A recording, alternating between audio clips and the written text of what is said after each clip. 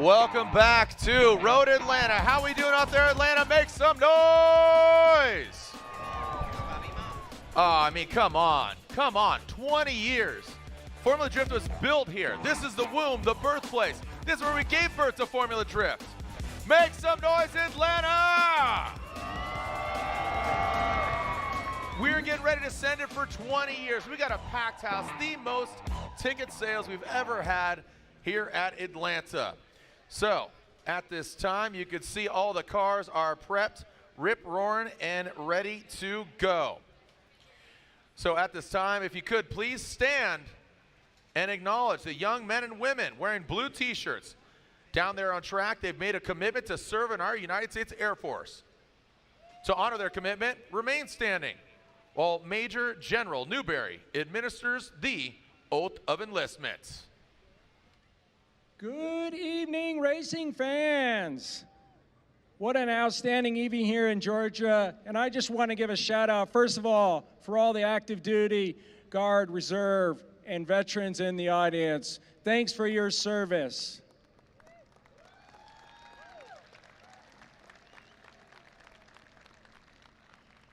I want a big shout out here for our new recruits here, and also to the families that support them and raise great Americans. So thank you for them. It's my honor to do oath of office. But first, I want to thank Formula Drift and a great partnership with the U.S. Air Force and also the Sorensen Racing Team. It's been an outstanding day visiting and getting to know Formula Drift. You know, the Air Force, we fly highly technical vehicles, doing highly precision maneuvers, and that's what I've seen today out on the track. It's great to see the performance of these race cars and of their race vehicles. So it's my honor here to swear in these new recruits. Detail, 10 shot. Raise your right hand, repeat after me. I state your full name. Do solemnly swear that I will support and defend the Constitution of the United States against all enemies, foreign and domestic. Against all enemies, foreign and domestic. That I will bear true faith and allegiance to the same. That I will obey the orders of the President of the United States. And the officers of those appointed over me. According to the regulations and the Uniform and Code of Military Justice. So help me God. Congratulations, recruits.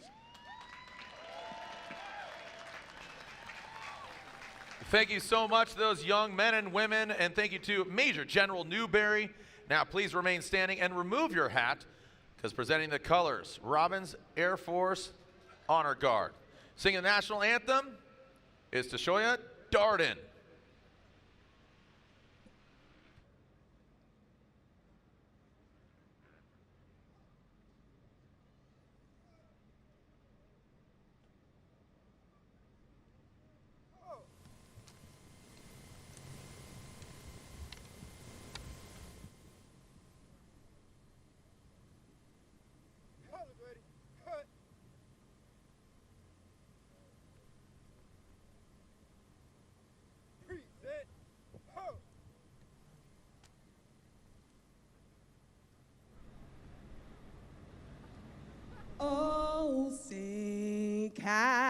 Can you see by the dawn's early light what so proudly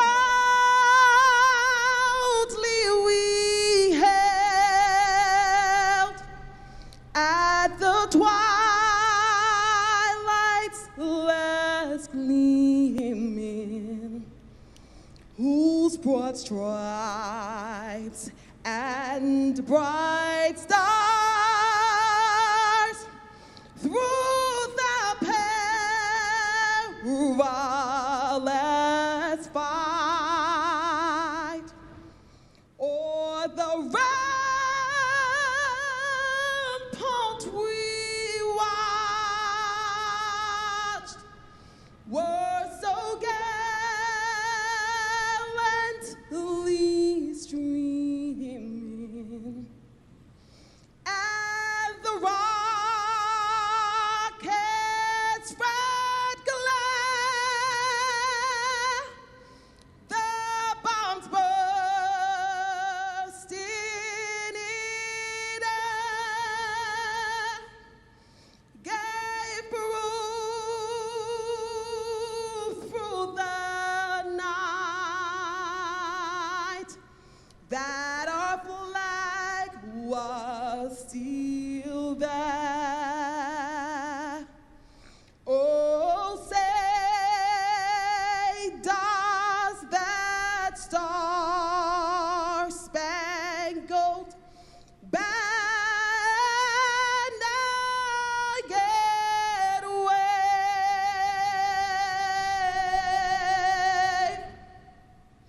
o'er the land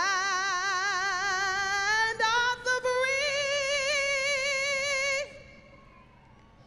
and the home of the brave?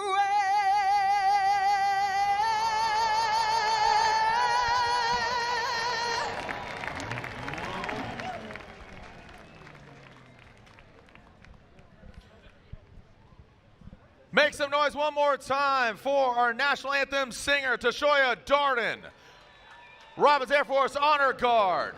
The young men and women wearing the blue t-shirts, making the commitment to the United States Air Force. And again, Major General Newberry. In just a moment, we'll get prepared to introduce you to our top 16 here, round 2, the title fight. Ding, ding, you can hear it as we are ready to fight here, celebrating 20 years of the Formula Drift Championship. That's right, the keyhole, the horseshoe, the grass teardrop. This is where the tarmac meets the red clay dirt of Georgia here at Road Atlanta. Don't go anywhere, we'll be right back.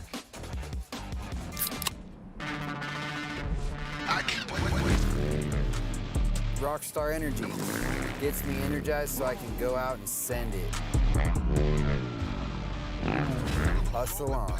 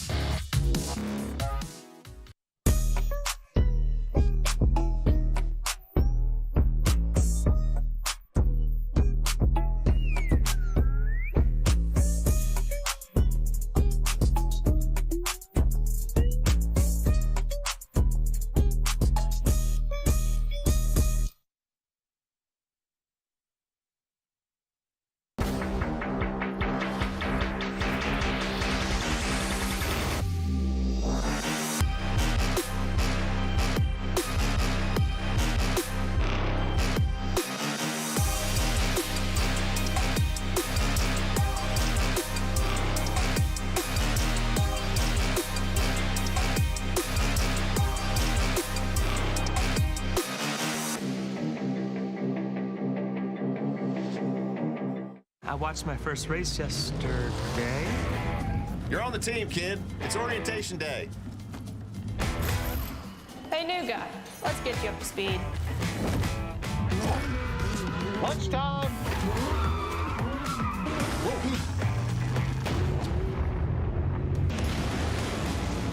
Your workspace is ready. Looks like you got a corner office. Be part of something greater. Toyota. Let's go places.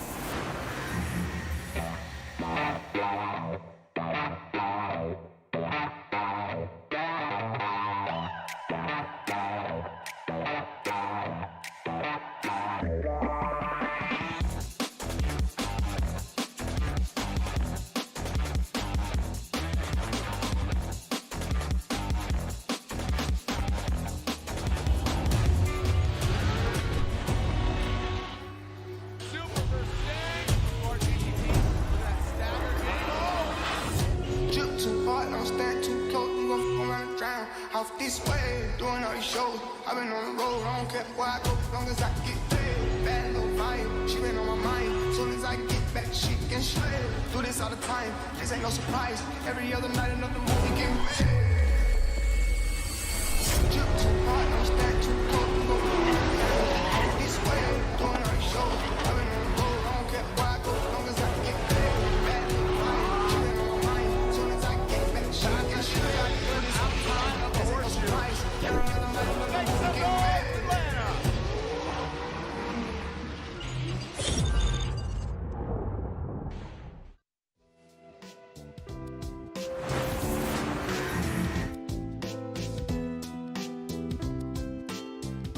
This is the Type S Road to the Championship, presented by AutoZone, where the red Atlanta clay dirt meets the tarmac at this iconic track.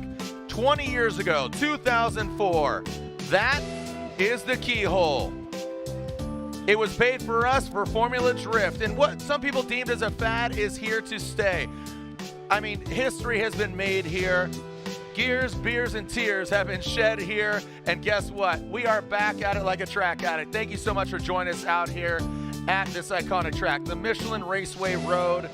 I'm Jared Deane, joining me once again in the booth. He took a little bit of a hiatus. He's back here in the booth. Excited to have a great friend of mine, president and co-founder of Formula Drift, Ryan Sage, is up here in the booth, and we're going to be talking about top 16, and the Type S lights will come on as the sun sets. Again, Jared Deane, Ryan Sage. Ryan, so good to see you. You kind of we talked in qualifying, but what does Road Atlanta mean to you? And obviously Formula Drift. I mean, the fans are. This is the most tickets we've ever sold. This event really is one of the most important parts of Formula Drift as a whole. 20 years ago, literally on this weekend, was the very first Formula Drift event. Not only did the track believe in what we were doing, these fans, many of which have been coming here for 20 years, are honestly some of the best fans in motorsports. Yeah. Hands down. They will go crazy. They will go nuts. We love these guys so much, and much of this event is because of the energy that they bring to the table. We talked about that. I came up here, coming from the bottom, working our way up here. If you haven't been to this venue, there's a big hill, and the fans have to earn it to get up here. But guess what? They've earned one heck of a show, because this is the top 16 of round 2 of the Formula Drift Pro Championship. Let's introduce you to our drivers who are fighting tooth and nail to get on top of the podium here at this iconic track. Now, this gentleman, he took a hiatus last year, but he's back at it because guess what?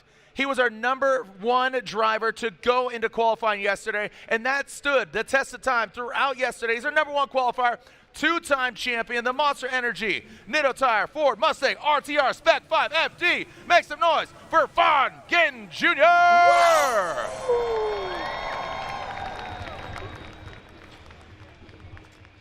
Vaughn Gittin Jr. after 2 championships, he says, you know what, I got another seat here because Vaughn is splitting time. He's sharing the car with Adam LZ. I got another car that could see 8 rounds of competition. Who am I going to tap? Well, guess what? Let's tap this tall drink of water from Ireland, 3-time back-to-back-to-back, and he is back on U.S. soil piloting that Mustang RTR Spec 5 FD. It is James the Machine Deane. Yes. Round rounding out the trio of RTR Mustangs. Again, these are the brand new 2024 Ford Mustang RTR Spec 5 FD. We will see the RTR Street version in just about a week and a half. Rounding out the trio in the Pennzoil Synthetics, BC Racing, Nitto Tire, Ford Mustang RTR Spec 5D. Say howdy, get rowdy. This pizza love machine is Chelsea Denofa.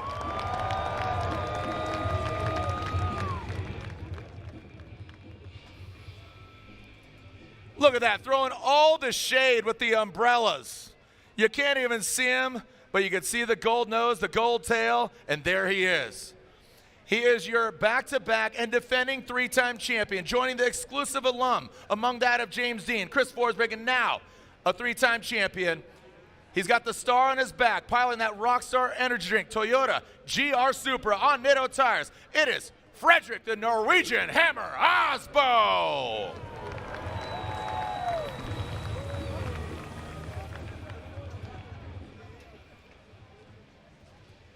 This gentleman's making a lot of noise on the podcast with his team. He is ready to throw down. Look at that. His team, the M-Spec S15. What do we got here? Throwing some shade. He's his own umbrella girl for his own team. It is Daniel Stuke.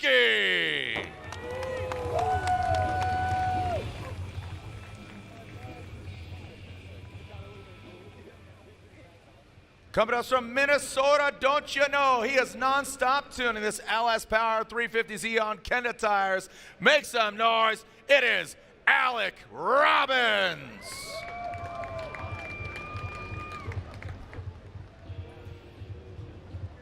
Don't know where the puppy came from, but I'm with it. I'm here for it. Totes adorbs. Totes adorbs, Alec Robbins. Next up, another driver that has re-entered Formula Drift competition.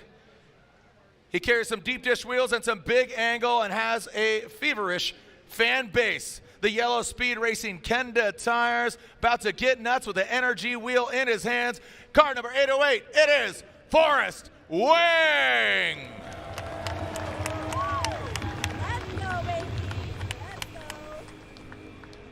Next driver, always a contender for the championship. He is a suspension expert, field suspension, GT radials, Ineos oil, S15. It is none other than Odie Bakchis.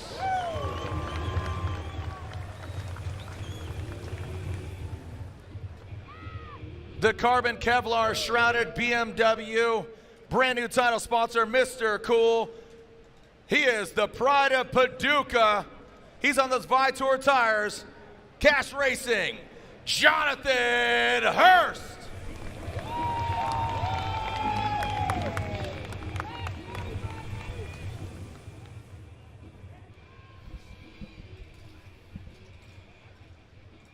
Take a look at this. We have all three-time champions out on track. James Deane, Frederick Aasbo, and this gentleman, one of the OGs. He's been drifting here since 2004. That makes me feel old, but guess what?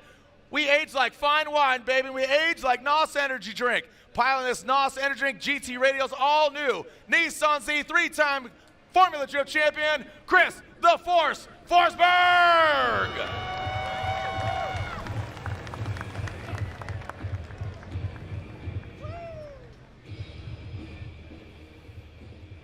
Here's your local hometown hero. He's got the cowboy hat. Don't see the horse, but I see the horsepower.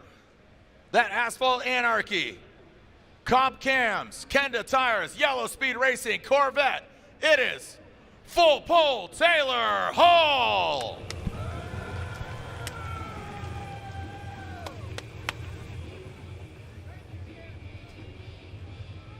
The wink says it all. Gunfighter.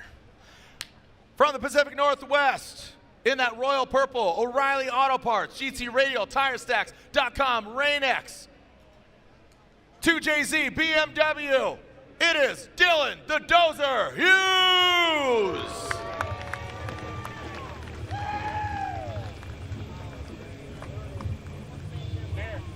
Next up from Southern California. His sponsor says love backwards, but guess what? It's no love right now. The gloves are off. He's ready to fight. The hat's coming off.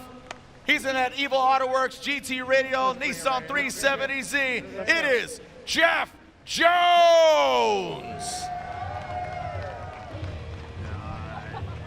Put the stake on it, Jim. Put that stake on it already. Get it.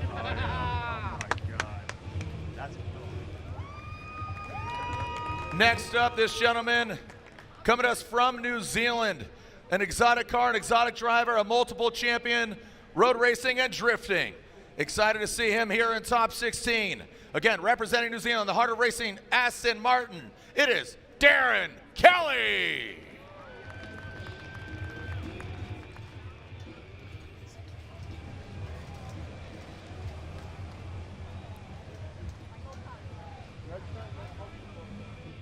Next vehicle, he is your current points leader.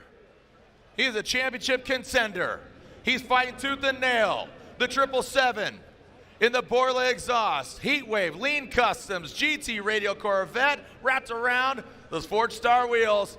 Let's make some noise for the beast from the Bay, Matt Field.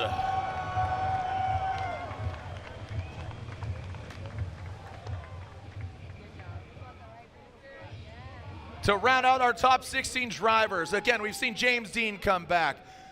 We've seen all these other vehicles come back. And there are some big personalities. There's a lot of internationality in the room. Last but definitely not least, after a 5-year hiatus, coming to us from Latvia, in the HGK Racing, GT Radial, Eurofighter, BMW, the Latvian lover. It is Kristaps Bluss.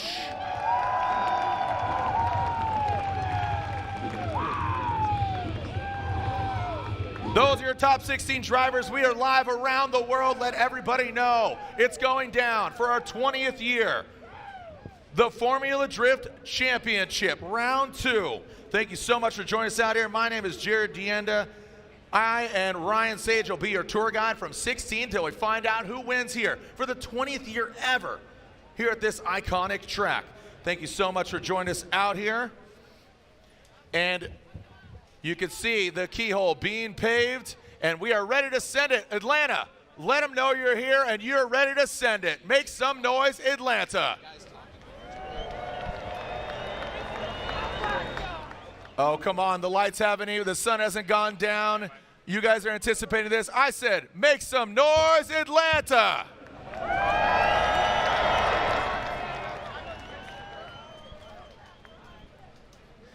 All right. As we get prepared for our top 16 to go down, I am joined again. Thank you so much to the United States Air Force for joining us. And again, not only supporting Formula Drift, but supporting what I think is the best country in the world. That's right. Again, my grandpa served in the United States Air Force, World War II fighter pilot, and he's a POW at Stall Glove 2. But I'm joined here in the booth by Major General John P. Newberry. And I just want to make sure I gave the respect where respect is due. Thank you for the oath of enlistment, and thank you for being part of history. First and foremost, what do you think of this craziness that is Formula Drift? This is an awesome awesome event here, and like I said in my opening comments, you know, great sophisticated vehicles. And with precision, the drivers, and that's just what we do in the Air Force. We fly sophisticated weapons, weapon systems, and high performance. And you are highly decorated, so I really appreciate you kind of sharing your knowledge and your insight, because at the end of the day, you know, like I said, I think this is the best country in the world, but this is truly international, celebrating things. And, you know, drifting started in Japan. So it's about travel, it's about influence, and then making it our own, but also bringing those all here. But, you know, being part of the United States Air Force, Major General Newberry, you have a decorated past, man, and looking at your accomplishments. You're part of the nuclear program, if I'm not mistaken. That's correct. Two legs of the triangle. Explain that real quick. Yeah, it's just absolutely strategic. You know, nuclear weapons are just essential in our strategic deterrence to keep all of us safe, right? And so it's just great to sustain the strategic deterrence and modernize at the same time, which we're doing right now. So it's just great to be part of the Air Force and be part of Formula Drift. Air Force, Space Force, and obviously there's so many different opportunities for the United States Air Force. And again, we'd love to see young men and women like those that did the depth swear down there join the United States Air Force. Am I correct? Yes, absolutely. Great. It's a great night, and I'm looking forward to the race. Thank you so much. Major General Newberry, thank you so much. Guess what? you're off duty, man. You can go relax. You can go party. Join us at the party that is Formula Drift. Thank you so much. We'll be right back, and we'll see our first battle in the top 16 here at Formula Drift. Round 2 of the Formula Drift Pro Championship at the Road Atlanta. Send it!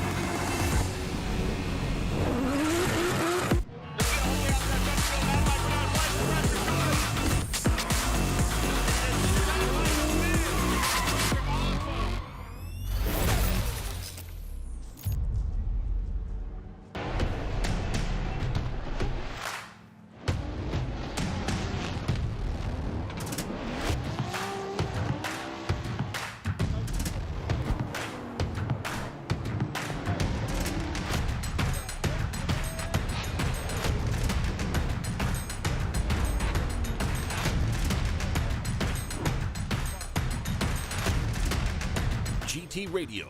Experience ultra high performance. For 30 Formula Drift teams, our professional Tire Stacks crew will mount over 1,000 tires during a weekend to keep our drivers on track, competing at the highest level. TireStacks.com, the official tire service of Formula Drift.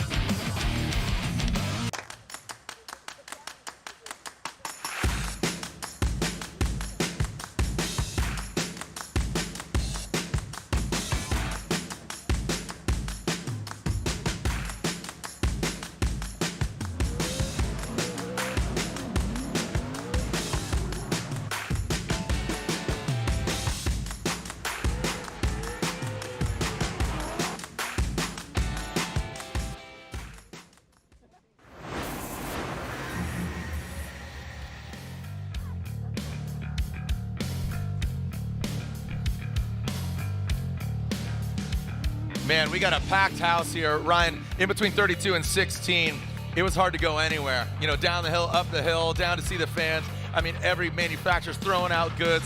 If you're not here, I'm sure you can still feel the electricity, but I'll tell you what, I kind of want to create the FOMO because, you know, the fear of missing out, because I'm so stoked that so many people are watching, but just like anything, you kind of want to be there. Whatever motorsport, whatever event, sporting event, it's great to be in the building. It's great to see everybody out here. But Ryan, set the stage for us. What's at stake here? Again, road to the championship, you know, but notably earlier today, 32 in his 16. Vaughn Gittin Jr. didn't skip a beat, took a year off, skipped round 1 even too. In Long Beach, when asked at the press conference, do you feel like being away, you've lost a step? He did not even hesitate for a second. No. And it's because he's been driving all the time. Comes out, qualifies number 1, trying to maybe make an impact or an effect on the championship for his own teammates against this gentleman right here, Matt Field, leading the championship, dominating it all in 2022, but coming up short to Frederick Aasbo. You have to know that he wants to take it back. And then for Aasbo, getting through an incredibly strong performer in Rome Charpentier, our second place in Long Beach, looking amazing. Aasbo really going out, focusing on that lead run, making it very difficult for other competitors to match it is totally a strategy. And that's also what happened here with James Deane and Beecham. There was 2 incompletes, one from Deane, one from Beecham in the chase position. It went back to the leads, and just like James Deane has done over the years, solid qualifying lead lap, he gets the win. some amazing big names there, and that's what I really love about this, is anybody could win. You know, we just have so many different variables when it comes to the track, the cars, the setup. These cars are wound so tight, on average 1,000 horsepower, just to give you perspective, just the builds, the elevation of the track and the elevation of the vehicles. Look at this top 16. Gittin versus Robbins, Hurst versus Field, Hull versus Kelly, Bluss versus Stuke, Wang versus Forsberg. That's a legendary rivalry, right? James Deane versus Aasbo. 2 legends, 6 championships between the both of them. Denofa versus Bakchis, and Dylan Hughes versus Jeff Jones. Anybody. Like that's like a great meal. That's like good start to finish, good wine. And the season's just getting started. This is round 2. You and we I have 6 more after this. You and I have been doing this for 20 years, and I have not lost an ounce of excitement when I come to Road Atlanta. There is just something special about this place. Given the time frame that it is, it's always Mother's Day weekend. There's date equity here. All the fans know about it, and we always see the craziest drifting. It seems like it just keeps adding on top of each other. And what better way to try to top Long Beach than to come to Road Atlanta right after? And what's interesting here is, you know, Matt Field had something to prove. Again, Mother Nature showed her ugly head there at Irwindale, really rained literally on Matt Field's head, but he came back. And is there a rivalry between Aasbo and Matt Field? I don't think so. I think it's just a scenario. It's dumb luck from 22 and now to 23 where they get into it, into the finals. You know what? Maybe there is a rivalry. Guess what? It makes for a damn good show. If it is a rivalry, it's not the rivalry that some of like JTP had with Daigo Saito back in the days, which was a very fun rivalry to watch. He and Daigo had great battles back and forth, and it made a lot of really exciting viewing for us. With Aasbo and with Field, I think it's because of the way that they qualify and where they meet up against each other that we always see those guys battling each other in these really amazing circumstances, and we get that facade of a personal rivalry going down. You know, Matt Field, like I said, you know, he's got a great team. He's having a lot of fun. I think that's the real big shift for Matt Field. You know, having fun off event weekends. He's going out on the boat. He's partying. Also, Frederick Aasbo. He's had some downtime with his wife Hunter. They're, you know, drifting on ice. They're having a lot of fun. She's building, you know, her Mark IV Supra. She's drifting out there. You know, Frederick Aasbo, Controlled Chaos, the series following him and Ryan Turk, has really showcased a different side of Frederick Aasbo and what's at stake for him. You know, here he is. First time we met him, you know, was the World Drifting Championship many moons ago. Wow, yeah. But he's really progressed into a 3-time champion. He certainly has, and I don't know that he has much more to prove, but I do want to say this. With James Deane back in the series this year and Frederick Aasbo competing, both of them having 3 championships, if either of those guys were to win a championship this year, I think you have to say that person is the GOAT, because they will have done something that the other person hasn't, and they will be leading in championships. Deane obviously is just an incredible talent, 3 back-to-back-to-back championships. But let's remember, the one year where he almost lost it was because Aasbo had 2 more times against Vaughn Gittin Jr. at the last event battle of the year against Vaughn Gittin Jr. and lost it. He would have won that championship and made a little gap for James Deane. We mentioned all these names, but there were new names that won last year. Travis Reeder, Dylan Hughes, Kazuya Taguchi. So many. Well, somebody who really wants to make a name for himself, and I love the country, New Zealand, been there multiple times. Shout out to Mad Mike and all the Kiwis over there, the Whānau, as you call them there in Māori. Speaking of another Kiwi, Darren Kelly is with the Ret Nickel now. Well, Darren and I were just talking about it, and this is his first ever top 16 that he's competing in. This is so exciting, and you were also battling some gremlins, so what were you dealing with earlier?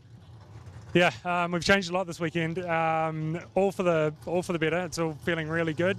We just had a small fuel cut that was up high in the RPM, and it was sort of a little cut as we were going through the course in top 32. But we think we've got that sorted now, and yeah, it should feel like the car's feeling amazing. So if that's out of the equation, then I think we're going to be pretty good. Okay, so you were saying that the intercooler had split. You were down 300 horsepower, but the car, and that was all in qualifying, but the car is running really good right now. So that must fill you with a lot of confidence. Yeah, absolutely. This is like, we didn't get to do a lot of driving in this track last year, but this year we've made some laps. Yeah, we had a problem with the intercooler last night or Thursday night with leaking all the boost out. So we're massively down on power. We just took some grip out and basically had to run with what we got. So we qualified 20th with still nearly an 80-point run. So still happy. Got us through into without having to run again. And then paired up in top 32. Against Ole Jaeger. And then, so we're through to top 16. Car's feeling amazing. So I'm ready to go. All right, Darren Kelly, go get him. Best of luck, guys. Again, shout out to so many people that we've lost recently. Shout out to Robert Goodwin, Brian Young, Vicky up at DMCC, and just our loves with all of them. But again, we are going to celebrate them by putting on one heck of an event.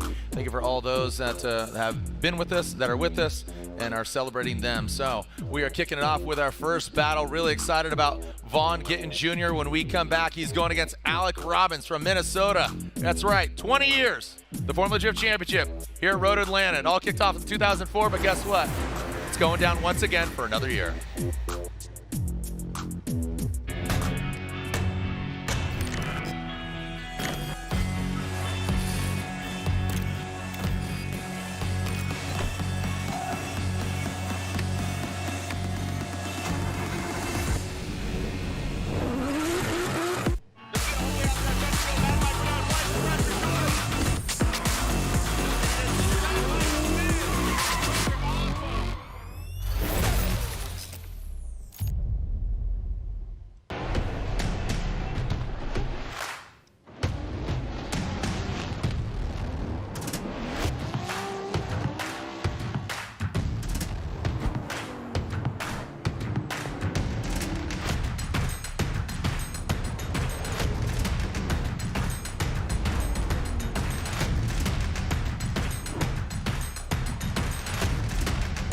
GT Radio. Experience ultra high performance. For 30 Formula Drift teams, our professional tire stacks crew will mount over 1,000 tires during a weekend to keep our drivers on track, competing at the highest level. TireStacks.com, the official tire service of Formula Drift.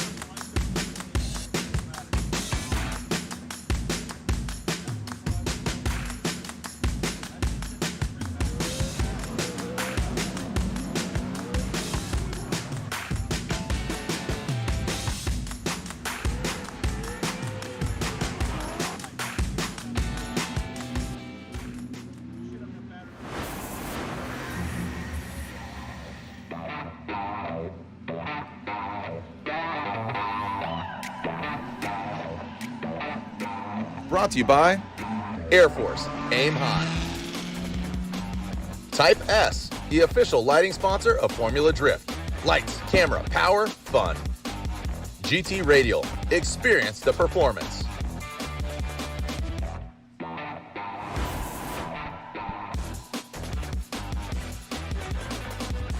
And here we are with our first battle of our top 16. The top 16 are brought to you by Royal Purple. Royal Purple, the synthetic experts, the official engine oil of Formula Drift. Vaughn Gittin Jr., Alec Robbins, Annapolis, Maryland, Becker, Minnesota. Vaughn Gittin Jr. took that hiatus there in 2022, but is back here. So I'd like to say he's been around since 04, but just took that quick hiatus. Alec Robbins, fairly newcomer here. But we've seen him progress through the Pro-Am into Pro 2 and then into the Pro ranks. That non-stop tuning, Kenda tires, Nissan 350Z, Vaughn Gittin Jr., the brand new 2024 Monster Energy Nitto Tire Ford Mustang RTR Spec 5 FD, your #1 qualifier. Doing double duty, sharing the vehicle with Adam LZ. And here comes Fontaine Jr. Captain clutch kick, throws it in into that big front clip. Nice job by him. Now works his way up the hill into that first outside zone. Into the horseshoe. Fills all of that. Doesn't get all the horseshoe. And Alec Robbins loops it. Robbins just could not stay with him and loops it in the keyhole. Von Gittin Jr. brings it back. I mean, this thing is on set to kill. I mean, this RTR Mustang Spec 5 FD is out for blood. And you know what? He said it. He's having fun. He's a disruptor. This is the very first track that Vaughn ever drifted in the nature that we drift nowadays. I think he said it's the first time that I ever actually clutch kicked. And we are seeing him build his resume over the past 20 years. He should be an inspiration to all of us when he decided at some point early on in his career, I'm gonna quit my well-paying job and I'm gonna go build and be a professional drifter. That right there is commitment to the game. And he is showing that even after 20 years, he is still at the top. Right now, he sits with a big advantage over Robbins, who had an incomplete in the horseshoe, and we will mix things up, and now Robbins will go to the lead. Robbins with that major mistake there in the keyhole, the horseshoe, it definitely bucked him. It's the keyhole, if you can figure it out and unlock it, it's the horseshoe when it bucks you. So unfortunately for Alec Robbins, he has a major deficit here, non-stop tuning, but he can fight back. He's hoping that Von Gittin Jr. makes a mistake in that chase position. He needs to throw it down. He's going against a two-time champion. He knows who he's going against. Alec Robbins initiates. Big angle there from Robbins. Overshoots just a little bit, but now comes back, kicking and screaming. Oh, buddy. That's going to be it, unfortunately, for Alec Robbins. Wow. And again, Robbins knows he's going against not the #1 qualifier, a newly prepared fresh vehicle. Von Gittin Jr., but I can't even see myself think with all the dust, all the dirt, and just brings it all over the course. Well, you have to appreciate the tenacity, Jared. Robbins knew he was at a big deficit there. He's trying to go as quick as he possibly could while hitting all of his points. And unfortunately, while trying to force an error on Von Gittin Jr., he spins a second time, and that hands the victory to Gittin. Von Gittin Jr. advances on and gets the win, knocking out Alec Robbins in that royal purple top 16. So what's interesting here is there is barely any wind. So with all that smoke, all that tire debris, it just lingers. So this smoke bowl of an arena, this natural coliseum, it just holds on to the smoke. So we will see. Again, we got to clean up there, bring in some dirt, bring in some dust, and bring in some carnage. Well, not Deane Carnage Carney, but let's take a look and let's take a ride along, shotgun ride with Odie Bakchis for our Type S course preview.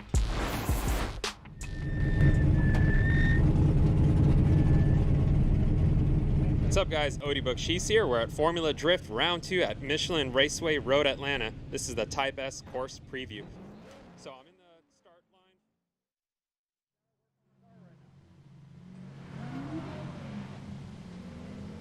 line. Initiate. Few pumps of the handbrake. Set inner clip 1. Power all the way up this hill, transitioning, trying to put as much traction down. Right about here, we start to decelerate, and we jam right into outer zone 2. Downshift it back to 3rd, inner clip 2. Transition snappy. Set the car for the downhill into touch and go. Taking a look here as the smoke quickly dissipates, which is nice. Again, it gets a little thicker at night because the sun sets and the lights kind of illuminate, so it's kind of like a white balance. Jonathan Hurst, Matt Field, our next battle. So Gittin advances into our Torque Motorsports Grade 8, but right now, the pride of Paducah, Jonathan Hurst, he's gunning for it. And, you know, talking to Matt and his Borla exhaust, Heatwave, Visual, Lean Customs, Corvette, you know, he's had some issues here and there. So, you know, he's not exactly 100% coming into, he said, had some issues, and Jonathan's, he's hyped. He is really hyped. He's trying to prove a point, right? That you can be successful on the budget and the team that he's running, and he certainly showed that in Long Beach. Let's see what he does here against Matt Field. Sometimes the heart beats the budget, though. So here we go. Matt Field initiates. That forward exhaust GT radial. Corvette goes past that inside clip. Nice job by Matt Field as our current points leader. A little shimmy. Quick little correction of those Forge-Star wheels. Gets out there, gets into the dirt. And look at Jonathan Hurst applying the pressure. That Mr. Cool BMW keeping it cool. Even under the pressure, Jonathan Hurst is right there to the side of Matt Field. So Field does get those GT radials, Forge-Star wheels into the dirt, but he fights back, but Hurst was right there shadowing him. Yeah, Hurst has done an impeccable job of building speed into the car without losing any of the performance or angle. You can see they get into that first corner together. Here comes Field up the hill. Great job mimicking right there by Hurst, and Field is going to go wide. Hurst was on a little bit of a tighter line, almost like the appropriate line if he was in the lead, and he had to hold up a little bit to not make contact with Field. Did a great job there, defensive driving. Quick transition back around by Matt Field, and now blasting through the finish line, but that was a great way to start run one. Great effort there by Jonathan Hurst. Matt Field, a little bit of mistake going into the dirt. Let's see how they handle the second run of this battle. Atlanta, let everybody know you are here. One more time, make some noise for Hurst and Field.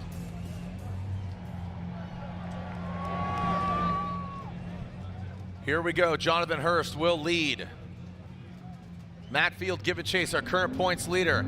So it'd be a huge upset if Hurst takes down Field, but Field wants to keep that momentum. Only round 2 of 8, but every little bit counts. Jonathan Hurst coming down. Mr. Cool, BMW. Big angle there from Hurst, but Field, now he's applying the pressure. Look at that four-leg exhaust Corvette. Hurst, massive angle.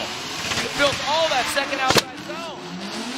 Matt Field lacking a little bit of angle there. Now transition. Oh, look at that. Jumps right to the side. Amazing transition. Man, that was real. And again, that shows that veteran move when you can transition out of the keyhole and go down the hill to that touch and go. You saw that just kind of you two shall pass, and then lets them go and then drops right into formation. Really well done by Field. And right through the smoke line. I mean, it is so difficult to get to that first corner together, trying to anticipate the lead driver. You can see Field a little bit less angle, but he's keeping that proximity on right there. He gets super close, but he's not matching the angle of Hurst. Right, that move is the one that you're talking about, Jared, was incredible because the crossover allowed him to get right in the pocket and keep the pressure on. Now the question is going to be how much of the mistakes, little bit of lack of angle, mimicking that Field didn't have on Hurst plays a role when we look at both the lead runs together and the chase run together. My gut feeling is this is a very close run. It's one for deep consideration. Field obviously had a really amazing moment right there, but Hurst is not shaken at all. This guy is here to play. He wants to do well. He wants those podiums. Taking a look at our BC Racing custom coilovers side by side. BC Racing official suspension of Formula Drift. Go for gold. It's a really interesting athletic psychology thing when you are not intimidated by your opponent. And that is something that we are seeing from Jonathan Hurst. It doesn't matter how much he's playing with, what he's bringing to the table. As you said, the heart is such a massive factor. He's got a great team behind him, and he's going up against a guy that was dominating the championship last year. This is going to be a tough one for the judges. Look at this. I mean, wow. It is practically tied according to Team Rowdy over there, Hurst Field. There we go. Is that one vote shy? Is that what I'm like seeing there? Looks like one vote shy. Looks like, yeah. I mean, that is technical. That is absolutely the most nice technical science. Technology right there. Yeah, that's what we're looking at right now. Science. Hurst hood is popped on his vehicle. Royal Purple top 16. Who's number 8? Hurst or Field. Slide him left for Hurst. Right for Field. One more time. One more time. Yeah. And one more time. They are going at it again. One more time. Is that what your intuition was telling you? You know, Field is an aggressive driver. I don't think he expected Hurst coming that hard. I think Field going off and I didn't like the shallow nature of Field's chase going into Hurst. I mean, but the crossover was nasty. The thing that you called out. Yeah, I like that, but I mean, that outside zone 2, there's a lot of stress there. So dropping that tire, I don't know if that warrants going one more time. I mean, I love Matt Field, I love Hurst. And again, I hate when people say, who's your driver? Chris Forsberg always gets the win. I'm joking. That's an ongoing joke for multiple years. But I think that, I would not be surprised if Hurst got that win. Well, the judges were unanimous. We are going to see it again. And the great thing about it, Jared, is now both drivers have a little bit more information on how to prepare for this next run. All right. The cars are wound so tight. I was talking to Chow, who's Matt Field's spotter, and just talking to how wound the cars are. I was talking to Nick Gross, who is Forrest Wang's spotter, and talking about just how wound up the cars are, the tires, the technology, what's going on, the aftermarket parts, the accessibility and the availability of parts. So you can see that there. The drift cave, the cavemen working on it. So as we get prepared, Lorette Nichols with Matt Field now. Matt's still in his car and got that one more time call. So Matt, what are you going to have to do in order to clean up any mistakes that may have been made? Not drop a tire at zone 2, and I think we'll be just fine. It's the track's changing, obviously, and I think I was just asking a little bit too much from the track, so I just have to use this as a learning experience. One more opportunity to do my thing. Matt, thanks so much. Guys? A man, a few words. A man, a few words. So again, just focusing on the task at hand. Christos Bluss, Daniel Stuke. Yeah, we saw Bluss go against Turk. Stuke taking out Power, so that's how they ended up here.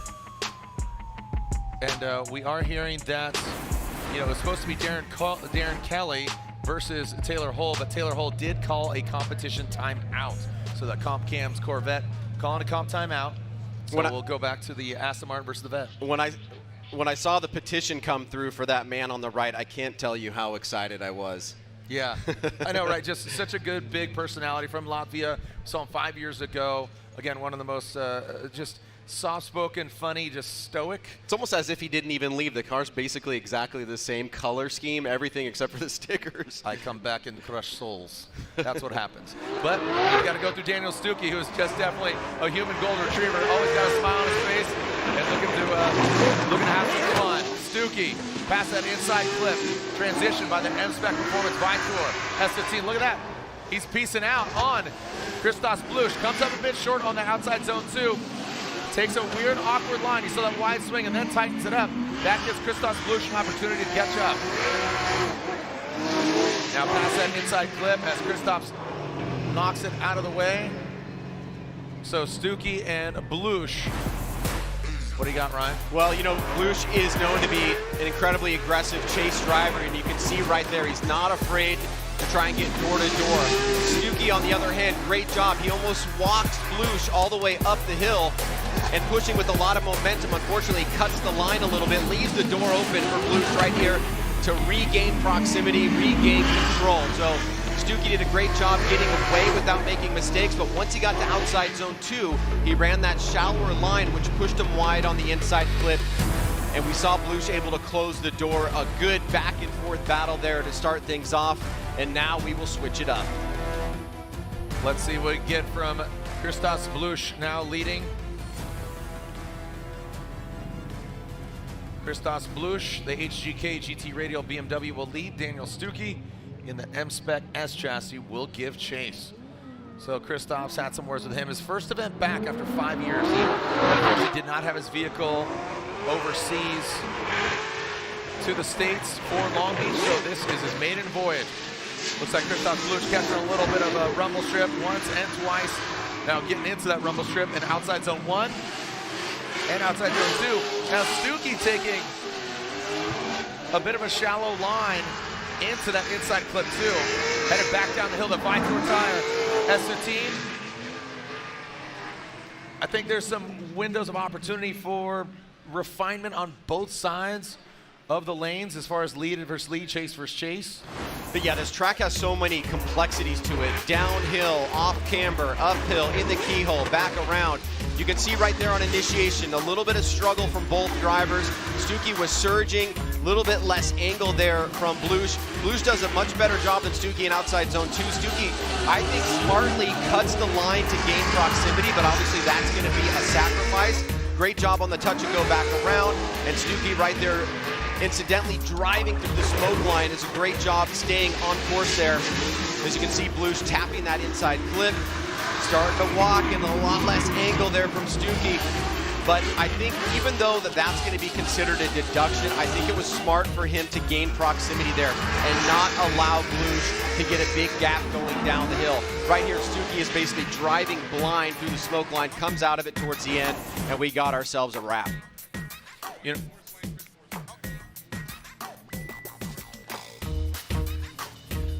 all right, so as we're going to find out the results here, or you know what's interesting, Ryan, we only had one more time in 32. I take him out of the box. We got to do it for a minute. So again, just one more time. How we doing, Young Bucks? Keeping it sideways? Atlanta Hawks fans, how we doing? Up there on the big screen, dude. Yo, what's up? Royal Purple Top 16, sliding for Bluss or Stuke, and it looks like, oh, we got, what? Oh, Christos Bluss gets the win. 2-1. Bluss gets the win. When we come back, we'll take a short break. Don't go anywhere. More action here in our Royal Purple Top 16 here at round 2 of the Formula Drift Championship.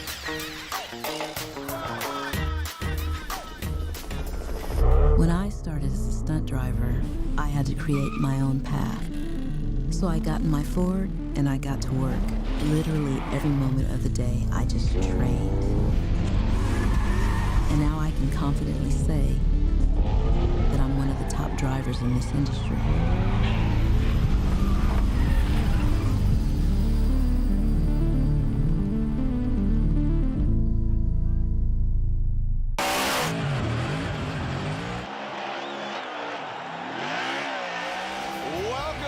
Streets of Long Beach. Look at that. It is a beautiful day here in Southern California.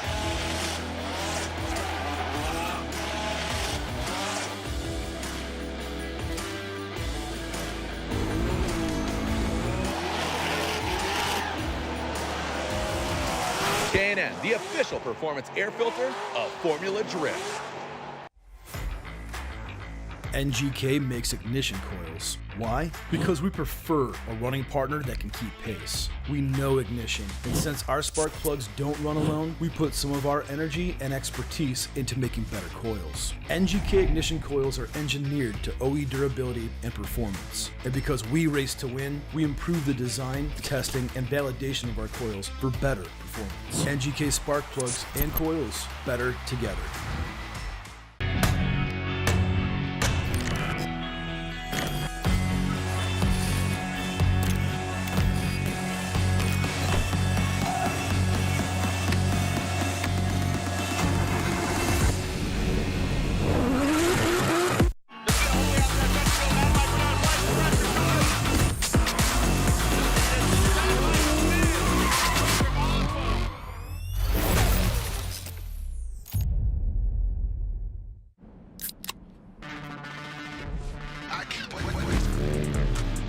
Rockstar energy gets me energized so I can go out and send it.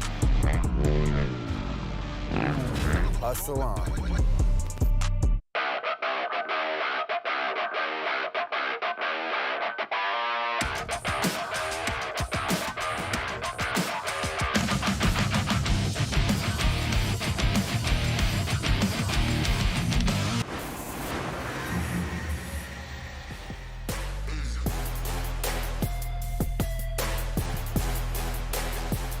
The sun is setting here in Brazelton in the state of Georgia here on the east. And the lights will be coming on here, both illuminating the track and underneath the cars, courtesy of Type S, the official lighting of Formula Drift. It's been a beautiful day here today. It's been hot. It's been both hot on track. But while we wait, let's throw it down to Lorette. Nickel, Lorette, how's the vibe down there? Well, Taylor Hull was in the burnout box when he called his 5 minutes. And Taylor, my gosh, your heart must have dropped to the floor. What did you have to fix? So we lost the blower belt in the burnout box, which is a thing that you sometimes fight with superchargers, but we've been really solid all weekend, never lost a belt all weekend. Of course, it's line up for top 16 at your home track when you lose one. So we went back, the crew and me, we all got it sorted out, and it's on there. We didn't even have time to put the hood back on because we only had 6 seconds left on Kevin's clock. So we're going to go out there and give it hell. Best of luck. Thanks so much, guys. Here's where we are as far as the tour. Vaughn Gittin Jr., Jonathan Hurst, they've already advanced on into the Grade 8. And we saw Christos Bluss, but we got to revisit Darren Kelly in that Art of Racing. Aston Martin and Taylor Hull, but right now we're going to see Forrest Wang and Chris Forsberg. Forrest Wang, bit of a hiatus from Formula Drift. Forsberg been banging away since day one. One of 2 drivers that haven't missed a round of Formula Drift competition. Chris Forsberg and Kenshiro Gushi. Forrest Wang will lead. Chris Forsberg giving chase.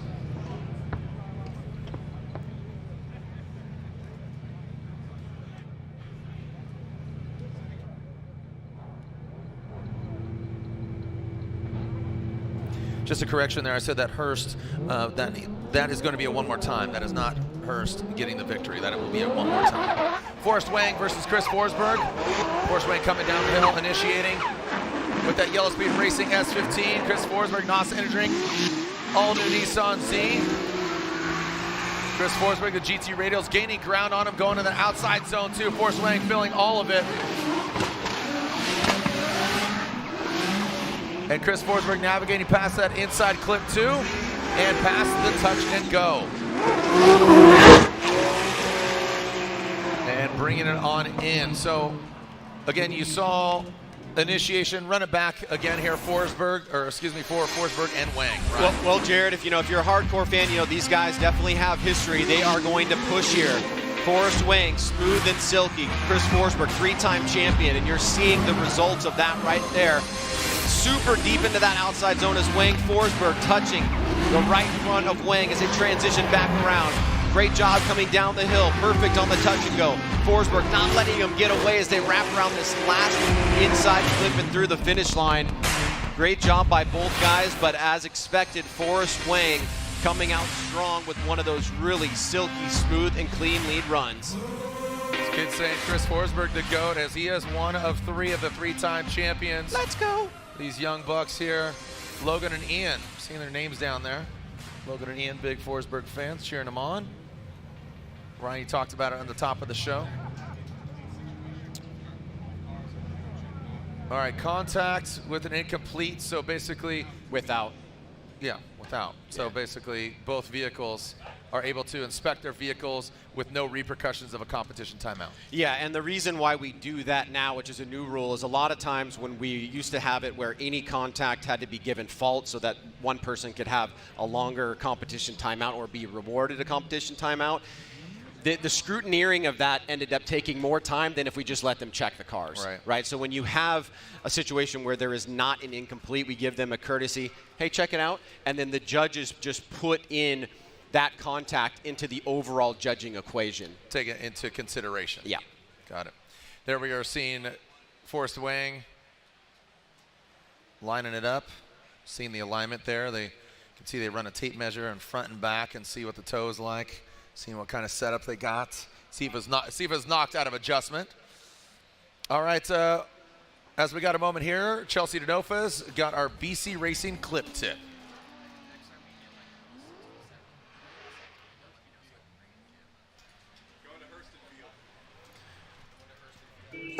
All right, I'm Chelsea Denofa. We're here at Road Atlanta, and this is a BC Racing clip tip. You come down the hill as fast as you can, and this is your first place you need to be. There's a lot of flexibility about what you're doing on the track right here, but you gotta be nose on this clip right here.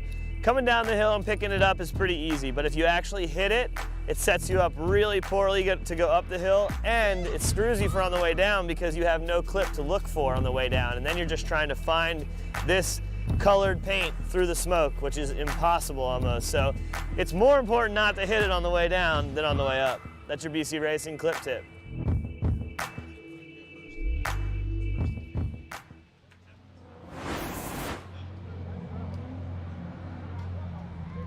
All right, let's revisit the Hurst and Field one more time. Jeez. So yeah, I mean, we are bouncing all around. So again, I earlier said that graphic was incorrect. I said Gittin Hurst, but no, we did not have a winner of that battle of Jonathan Hurst and Matt Field. So that was a one more time battle. They're going to go back at it. And again, that competition timeout called by Taylor Hull will be Hull versus Darren Kelly. So only 2 drivers advancing into the 8 as it stands right now. Yeah, and that can happen. I have never seen, in all my years of being involved in this, a more competitive field of drivers than this year. It's crazy. It's crazy. It's warranted. It's what we expected, you know. And this is, you know, we can look at yesteryear's videos from 04 to to 09. Laughable. Just go over the 5 years. Yeah. I mean, it's been great. I love it. And what's even more crazy is what's it going to look like in 20 more years. Here we go. Matt Field initiates that Borla exhaust, Heat Wave, Lean Customs, GT Radio Corvette, Donovan Hurst. Popping off the pride of Paducah. Little correction there. Looks like he got into the dirt. Here comes Matt. Oh, and Hurst comes in blazing into the side of Field. Want to run it back. It looked like Hurst got a little disrupted, and he might have kind of compensated for that going in the side of Field. But let's take a look at it. Well, as the lights are going down, and one of the reasons why we like night events so much is because with our new D-cell light, we really are able to tell what the vehicle is doing from a G perspective, a G-force perspective, whether the axis is moving forward, whether it's moving backwards. And we utilize that because braking is so weird in drifting. You can be braking and still keeping momentum. You can use your angle to slow down the car. Let's take a look here as Field's coming up the hill. He's pinned full green. Hurst gets on the brakes, and then we make contact with Field that spins him out as he gets into the dirt. Now, I think the other angle up top is probably going to give us a bit more information, but here it is from the FPV. Hurst coming on a little bit of a tighter line. Watch the lights going to go on right there. He locks it up and hits Field. So this is a contact with an incomplete, so fault does have to happen here. This is the one that I wanted, Jared. So look, you can see right there, Hurst gets out of whack and he starts straightening up. I think what happened is when he started straightening up, he gained more speed, and then he had to really try to get off of that that linear speed progression before he hit Field, but he was not able to. So if we just rolled it back, you can see his wheels kind of went straight a little bit. I don't know if the judges would give that an incomplete, but that really made him go a lot faster. And then I think that he really had nowhere to go. And that's such a tight radius turn, relatively speaking, from how fast it is. So I think that's what the judges are looking at. Yeah, taking again a look at that D-cell light that's been instituted here in our 23 season. There's basically the lights. You'll see them go green. Obviously, they're accelerating. Don't think about that. It's attached to the brake or the gas pedal. The best way to explain a D-cell light: to assist in fault for contact. Using accelerometer to measure G-force. G's measure of acceleration, not speed. Constant speed is 0 G's. Ryan, you've written it up here on the whiteboard to elaborate a little bit more. But just, again, another level of education on why and what we're trying to accomplish here as far as what we're looking at. Yeah, the primary methodology for this is we want to know more information about who's at fault for contact, and we are using an accelerometer to measure G-force. And G's, as you all know, Physics 101, is the measure of acceleration, not speed. So when you see blue on the light, that's basically 0 G's or neutral. Green is positive. I don't have a yellow marker, but yellow is negative, and red is our definition of a D-cell. So when you see people going back and forth between yellow and green, it's because they're getting close to a constant speed, and they're manipulating the car to try to go faster or slower. When you see it full green, they are basically fully accelerating. Yellow and red, they are decelling. So that really helps us in determining who is at fault for collisions, and that is one of the reasons why we instituted this light, and not just the way that it was in the past where it was an on-off switch, black to red. This one allows us to get more information off of the vehicles and make a more educated decision about what transpired. And you want to know one of the other reasons why we spent so much time in the off-season looking at the telemetry data from cars on those really controversial contacts and collisions, and every single one of them would have benefited from this data. And this is just another tool in the toolbox that the judges have from different angles, perspective, drones, cameras, and technology as far as the G's and everything unfolds. So thank you so much for joining us out here. We'll be right back. Some craziness is ensuing here at Road Atlanta, round 2 of the Formula Drift Championship, when we come back.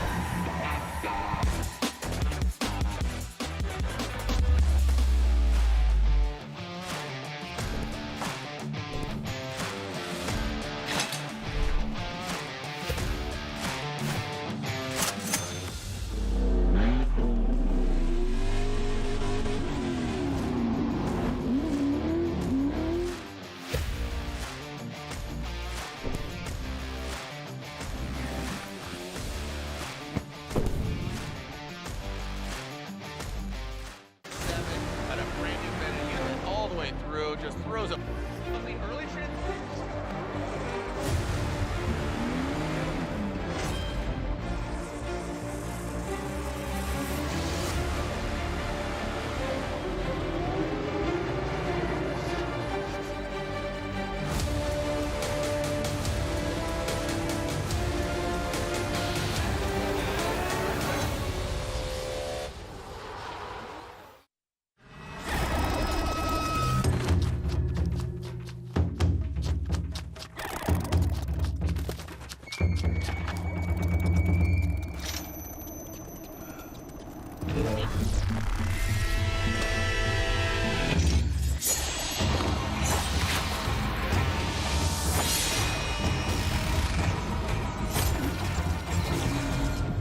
Made in Japan.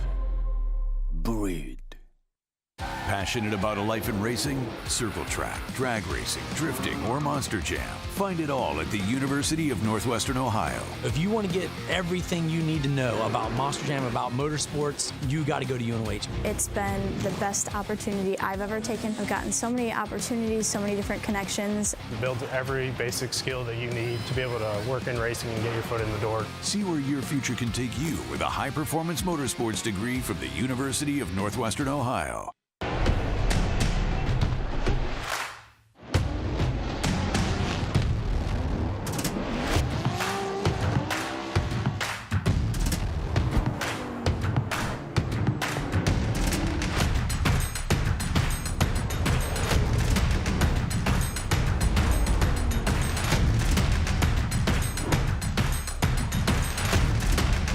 GT Radio.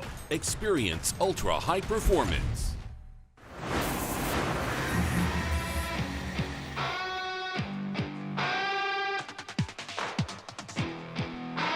Look at this, getting darker and darker, but it's about to get lit in more ways than one. We are going back to the second half of the Wang Forsberg battle.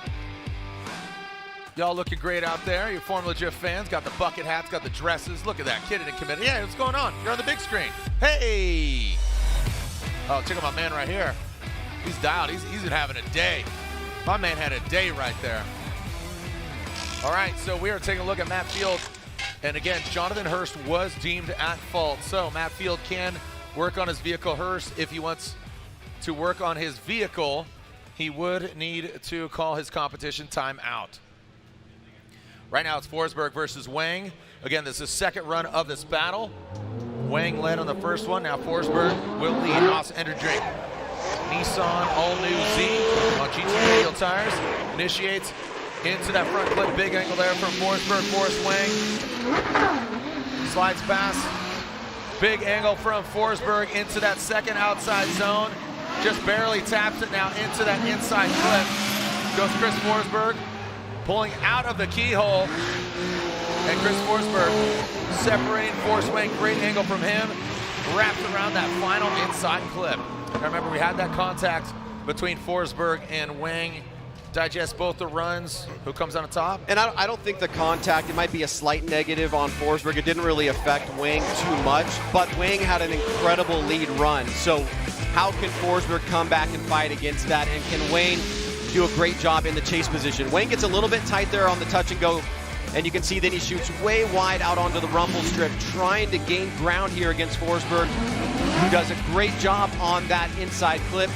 And he starts walking Forrest here towards the end. Unfortunately, Forrest quickly sees it, makes an adjustment, cuts the line a little bit, but is not able to regain proximity to really give the run that exclamation point across the finish line.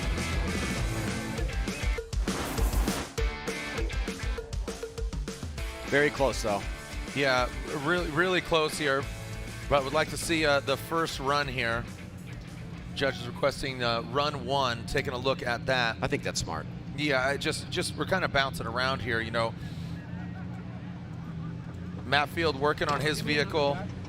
Look at that, Matt's even all hands on deck. Yeah. Can feel the Hey, heat. give me a lock and close, bros.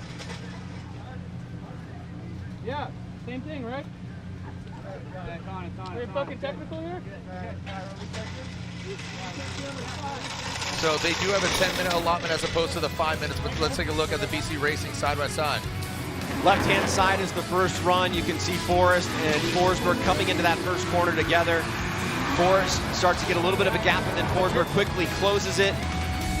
Great job by Wang on that second outside zone. That's where the touch happened right there. A light touch from Forsberg to Wang. Now coming down the hill, you can see right screen to left screen. A little bit of separation there from Forsberg, who was in the lead, pulling ahead of Wang. But Wang in his lead, pretty impeccable job all the way around. So another close battle here in the top 16. So jumping in that burnout box. Looks like it might be Darren Kelly in that Heart of Racing vehicle. We are hearing from Lorette Nickel. She is up at the top. She's texting us that Matt Field has belt frayed on a supercharger, so we're fixing that right now.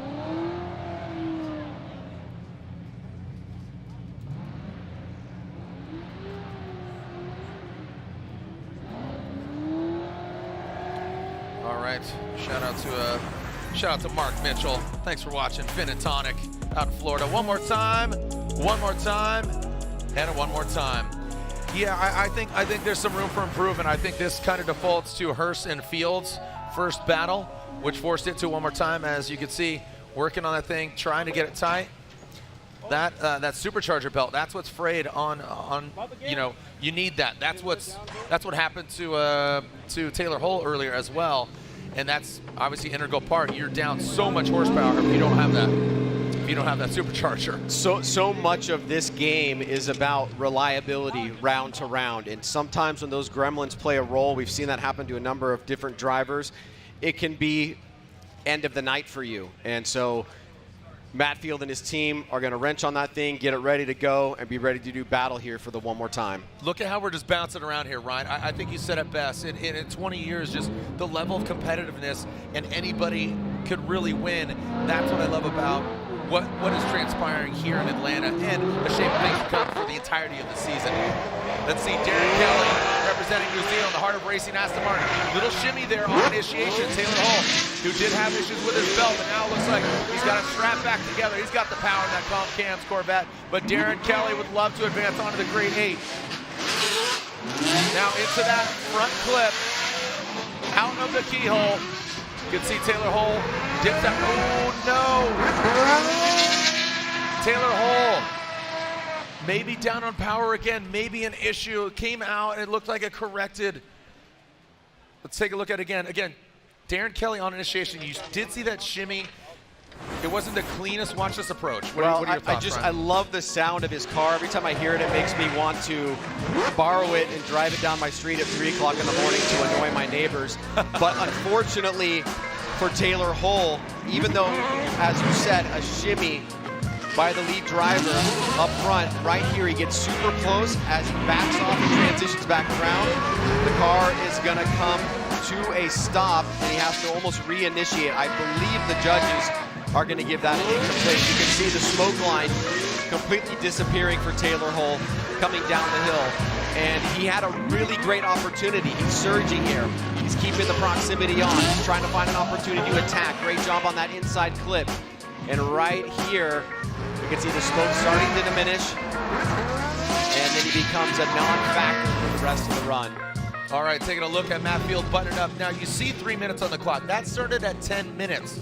And the reason being is the contact was made by Jonathan Hurst. He was at fault. Hurst had to call his comp timeout. But because Matt Field was not at fault, he is allotted 10 minutes and does not have to utilize his NGK competition timeout. So it looks like ample time. Hood's on it. Ideally, the supercharger belt is on it. We'll see if it's up to snuff. Don't know what happened to Taylor Hull, but Taylor Hull did call his competition timeout already, but don't know if he has to retire.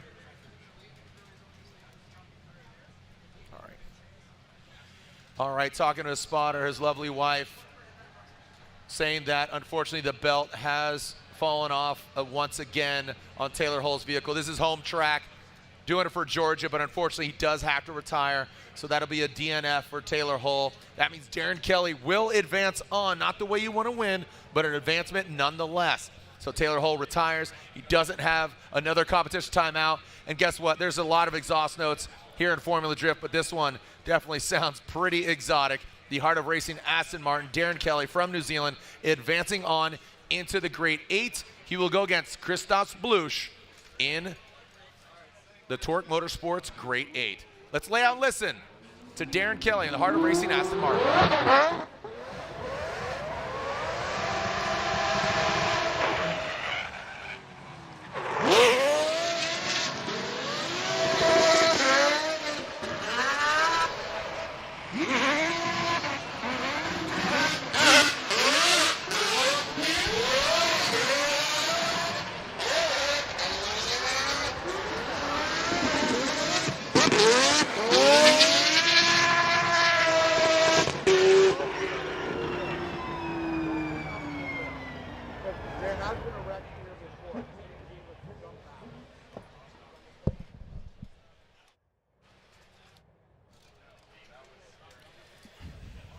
If I'm not mistaken, this could be the best advancement we've seen for Darren Kelly and the Heart of Racing Aston Martin.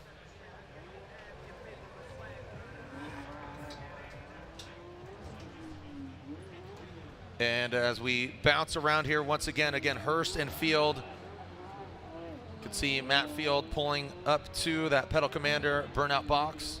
And there it is, Darren Kelly getting a little hood tap, getting a roof tap. Absolutely excited. The Heart of Racing and the Heart of Darren Kelly advancing on. Yo, you loving this stuff or what there, homeboy? He's got his Chelsea Denofa shirt on. These are the past champions. Look at these names, these legends. Notably, the Hall of Fame inductees, the first ever, the 04 and 06, and the 2005 champions, Sam Hubernet and Reese Millen, inducted into the Formula Drift Hall of Fame, which was just established at round 1 in Long Beach. Congratulations to them. But you see that, Darren Kelly. There we go. Fonau. Doing it for the Kiwis. Look at this, 6 championships between these two gentlemen. For sure are gonna eventually be inducted into the Formula Drift Hall of Fame. James Deane, Frederick Aasbo. One of them definitely the tallest. You know, James Deane, he's the tallest guy in FD. Right-hand drive, 2024, all-new Ford Mustang. That AutoZone, Mustang RTR Spec 5 FD, going against Frederick Aasbo. Again, Ryan, 6 championships between these guys. Ireland, New Zealand, Toyota, Ford. You gotta love it. Yeah, I mean, 30% of the championships have been won by them. Well said. Good quick math there for you. Frederick Aasbo will lead. He's your defending and 3-time champion. Those weren't in a row, contrary to the 3 in a row of James Deane. Frederick Aasbo coming down the hill with James Deane intel. Look at that, tit for tat on initiation. Whoa, are you kidding me? Look at that. Frederick Aasbo and Rockstar entering Toyota GR Super on Nitto tires. Comes into Q in outside zone 1, in outside zone 2. James Deane is right in and tucking in. Nitto tire track. Nitto tire smoke all across. And into that last and final inner clip. That was awesome. And here we are only in the 16. Wow. Aasbo is on record saying that James Deane brought out some of the best drifting in him and elevated the sport here in Formula Drift. Look at this start right there. Precision driving, Big angle by Deane. He taps Aasbo, stays in it, moves up the hill as Aasbo draws a beautiful line to outside zone 2. Here comes Deane again on the attack through the smoke line, transitioning down the hill. But look at this. Aasbo starts to walk him. This last little section, you can see Deane's separation through the finish line. So Jared, I do believe there are areas here for both drivers to capitalize on this second run and try to close the door. But we just know that these guys are literally at the top of the game in the sport, and we know that they are going to lay down. And both of them are great qualifiers. Both of them are great chase drivers. When you put those two things together, you get absolute beauty.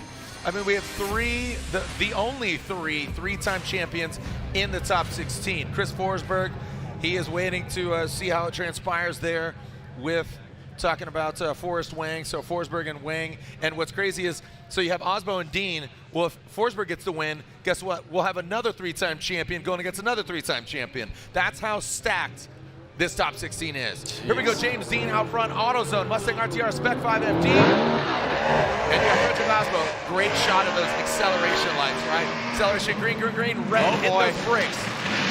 Now coming in that inside clip, there goes James Deane. Nice snappy transition. Going up the hill, here comes James Deane. He had some trouble here earlier. Not so much trouble right now. Frederick Aasbo taking that beeline approach. How do they handle out of the keyhole? Oh, James Deane open the window opportunity here for Frederick Aasbo. Aasbo fights back. Let's go. Little jab, making some noise. Come on. Atlanta, Aasbo, and Deane, and across the globe, Ireland and Norway and America, make some noise. That was sick. Unreal. And we are bathed in entire smoke up here. That was incredible, man. Aasbo, the transition coming out of the keyhole on the finish line. Let's get a look at it. So sick. These guys bring out the greatest drifting. I just love it so much. Both initiating at the same time. Look at that angle from James Deane.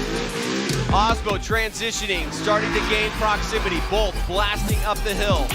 Little tiny bit less angle from Aasbo, taking that slightly shallower line. Watch this move by Aasbo right here. Boom. Wow. In the pocket, door to door.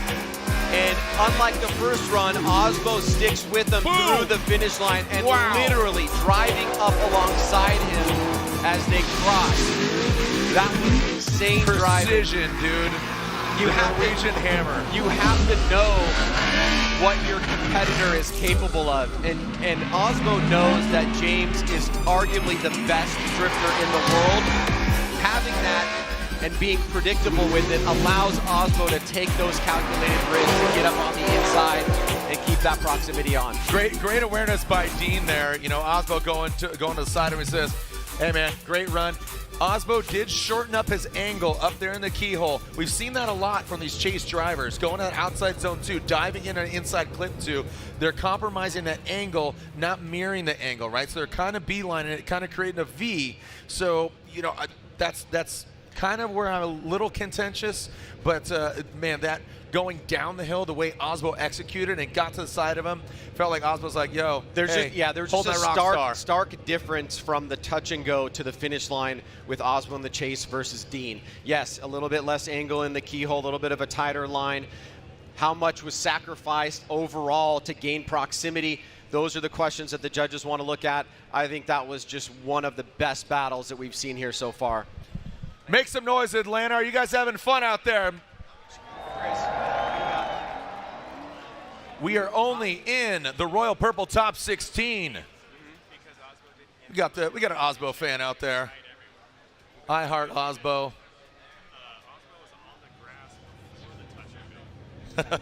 You gotta love it.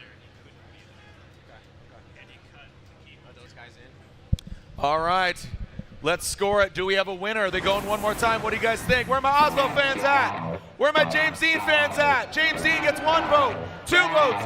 James Deane gets the win, 2-1. So going to one of our judges, which one are you going to put the headset on? Obviously, one of the American judges, Ryan Lantain, you went one more time, correct? Lantain went one more time, but I did talk to Chris Yule, and basically the distinction for him was, yes, Aasbo got a great lead run to Chase, and he took advantage of it. That same expectation or that same thing was not given to James Deane, and that's why we saw the separation. But Chris, why don't you go tell us in your own words why you went with James Deane? All right, getting that headset on. Want to wrap out with him. Again, Chris Yule, Brian Eggert, Ryan Lantain. Chris, elaborate, if you will. Yeah, so from my perspective, coming out of the keyhole, like Aasbo touched inner clip 2 here, and then he cut through the grass, exiting the keyhole, and he was back on the grass, headed down to the touch and go. So it's not a chaseable lead run, in my opinion. There's no room for him to be there. So if Deane was there, he would have been on the grass himself. Okay, take a look at that.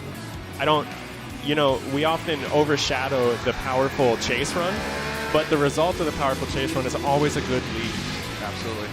Absolutely. Great perspective there. Again, you can't have a good chase run unless you have a good lead run. So, yeah, some great vantage point there. Aasbo, I loved how he did that chase, but again, Deane, great lead run. So James Deane advances on to that AutoZone Mustang RTR Spec 5 FD. Let's go back to Jonathan Hurst and Matt Field, which was our second battle in our top 16, but one more time, and we did see that first half of it. Remember, Jonathan Hurst, aggressive, straightens out, gets it inside Matt Field.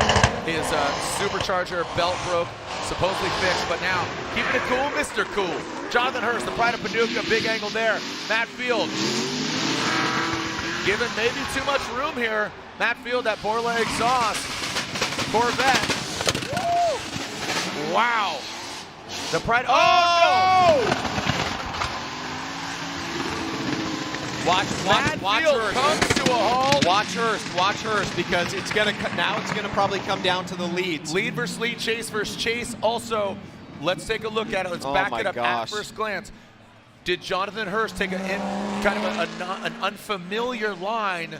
I always just they play devil's advocate. Did he take an unfamiliar line? Did Matt make a mistake? Where are we at? It's always a possibility. Let's just remember what Matt needed to do in this run. Matt needed to not incomplete, because Hurst has it incomplete in run number 1.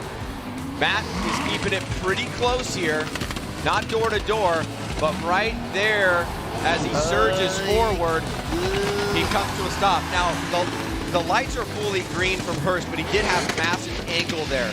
And so there could still be a slowing factor, even though that all the G's are pushing to the back of the car.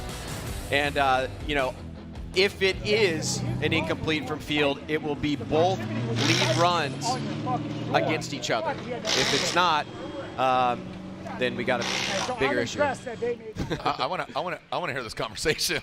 I heard Vaughn Gittin Jr. Hey, FYI says, I'm impressed that they saw that. That's what I heard, that little snippet. So I think Vaughn was giving credit to the judges that they saw that and acknowledged that. So well, here we go. Shout out to our judges. Okay. Matt Field, Jonathan Hurst. Matt Field gets the win.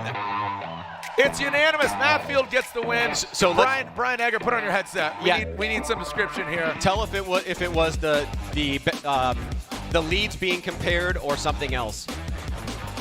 I'm sorry, what was that now? So did Field incomplete, and was it the leads or was it something else? And Hurst caused that incomplete for Field. No, when Hurst coming around, he was still under throttle, but it was just, I think he got too much angle, and you can see the car kind of almost park. Yep. And then the gas, you can just see the smoke and everything just come out at once when you could tell he was at that standstill spot, and then Field just kind of did it to not hit him. So it was not Field's fault for the incomplete? You guys didn't have to compare the leads is what I'm asking. No, we put that one on Hurst. Okay. Basically, Hurst did a standing burnout. He was throwing up a roadblock. Matt Field got stopped up, and he had to come to a halt. Otherwise, he was going to hit him. You got it. Boom. Thank you so much. Brian Eggert, Ryan Lantain, Chris Yule. Let's throw it down to Lorette Nickel. Man, insanity. How's it up there, Lorette?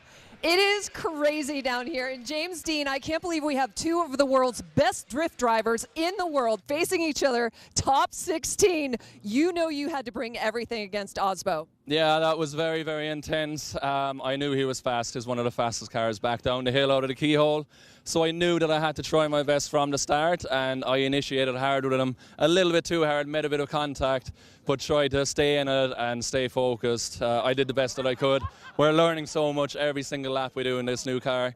And yeah, in the lead run, I just tried to run as much angle as possible, and I'm sure it was close, but I haven't even watched it back. So I'm super happy with that. It's always a pleasure battling Frederick because it's always on the edge. You can't leave anything out there. You have to just give it your best. But yeah, I'm very happy. Yeah, and I saw your man here, Vaughn, talking to you. What was he saying? He's just trying to give me some advice on how to pick up a bit more speed coming out of the keyhole. I was just trying to put on as much angle and, you know, put it all on the track as I could, and he was showing me a slightly different line that I could take to be a little bit faster. So we'll try to learn from that for the next battles, and hopefully we can keep the good luck going. Okay. James Deane, thanks so much, guys. Thank you, James the Machine Deane. Thank you, Lorette. Again, just all about perspective. Lorette's up there at the top of the hill. Get some great insights, and you got to love it. All right, let's go back to the one more time between Chris, the Force Forsberg, 3-time champion, going against Forrest Wang. Definitely styles for miles. Here we go. The Yellow Speed Racing Energy Gittin Laboratory S15. The V8 got the 2J under the hood of S15. Little shimmy on initiation. Coming into that inside clip. Just barely taps it. Now Chris Forsberg hammering down. Forrest Wang. Big angle from Forrest Wang, gets in that second outside zone. Phil Sullivan barely dips that tire. Now Chris Forsberg dives in on that second inside clip. Yeah, dropping into formation. Great angle there from Forrest Wang and bringing around that first and final inside clip. Forsberg certainly much more of a present factor coming down the hill. Let's take a look at what happened here.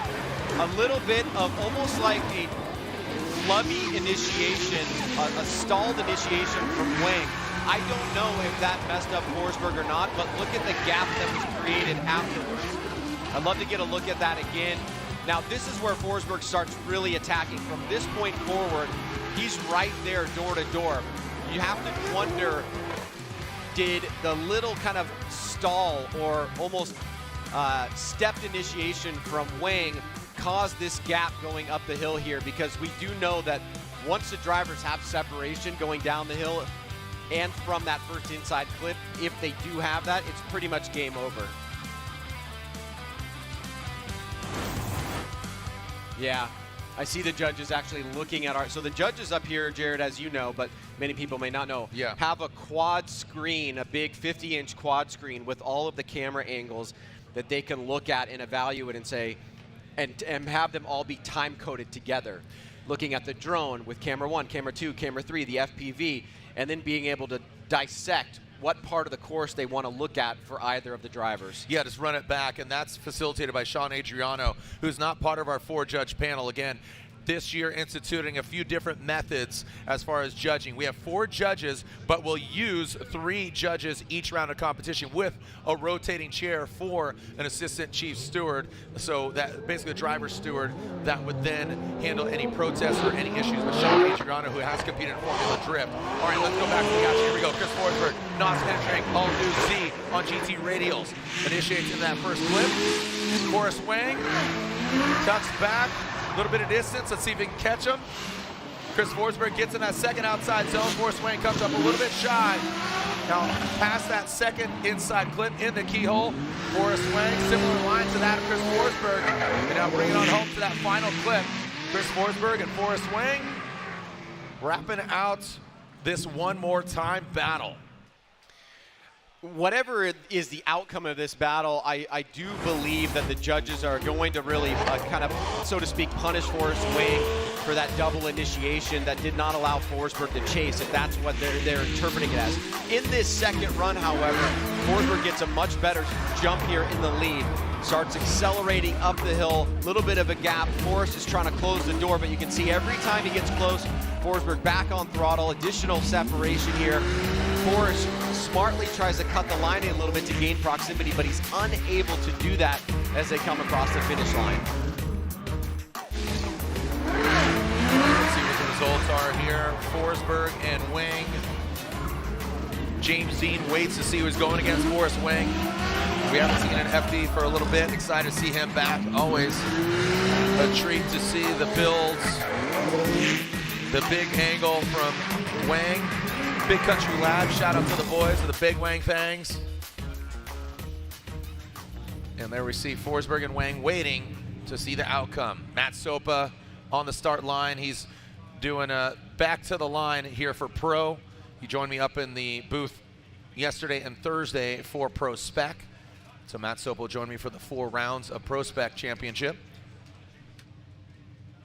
There we see a beautiful look in Yellow Speed Racing Kenda tires. S15 NRG. Riff Raff, shout out to the boys in Vegas. Here we go, slide him left for Wang or right for three-time champion Chris Forsberg, and it looks like Chris Forsberg gets the win. Chris Forsberg and the NOS Energy Drink All New Z, the vet since 04, will be going against James Deane, another three-time champion. So James Deane goes against Aasbo. Again, both three-time champions. Guess what? James Deane going against the one and only other three-time champion. Three of them only exist, and now Deane goes against the other one of Chris Forsberg. 6 drivers in our Torque Motorsport Grade 8. 2 more drivers left. Look at the bracket getting filled in. I know, right? Just stacked. So there we have 6 drivers. Gittin versus Field. Kelly, welcome. Christoph Bluss, welcome back. Forsberg versus Deane. Yeah, it's interesting. 3, 6, 9. Yep. 11. Yep. 11 championships between some of the drivers that were in 16. Yeah, there's only been 20 years. Denofa and Bakchis. This should be a good one. Denofa, very aggressive. Bakchis, one of the best chase drivers in the business. Every battle is like final. Dude, absolute heaters. Heaters. Atlanta, make some noise. Odie has smashed here many times before too. Odie can get after it, man. You know, Odie definitely one of the best chase drivers in the business, but Denofa could really upset somebody's day by just that X factor. And our judging criteria changing this year. We have 100 points total, 90 of which are line angle style, but the remaining 10 of that 100, the X factor. And that is just that unknown rate to angle, just that intensity that just changes the game of that run. And Chelsea, the glue that puts it all together. Yep, the glue that well said. Well said, the glue that puts it all together. Sometimes you just want to crack one open and just take it to the head. Let's go. Fired up. Odie Bakchis, Chelsea Denofa. Odie Bakchis through that start chicane. Field suspension. S15 coming down the hill. Pennzoil, BC Racing, Mustang RTR Spec 5 FD. BC Radio versus Ditto tires. Odie Bakchis, good angle there. In that first outside zone. Fairly similar angle there. Odie, you see him kind of dive in. Oh! Chelsea Denofa not backing down. Coming through that second inside clip and exiting that keyhole. Now past that final inside clip. That was crazy. You saw, watch Odie's car, the attitude of it going to outside zone 1 to 2. It kind of just does a little glitch going from 1 to 2.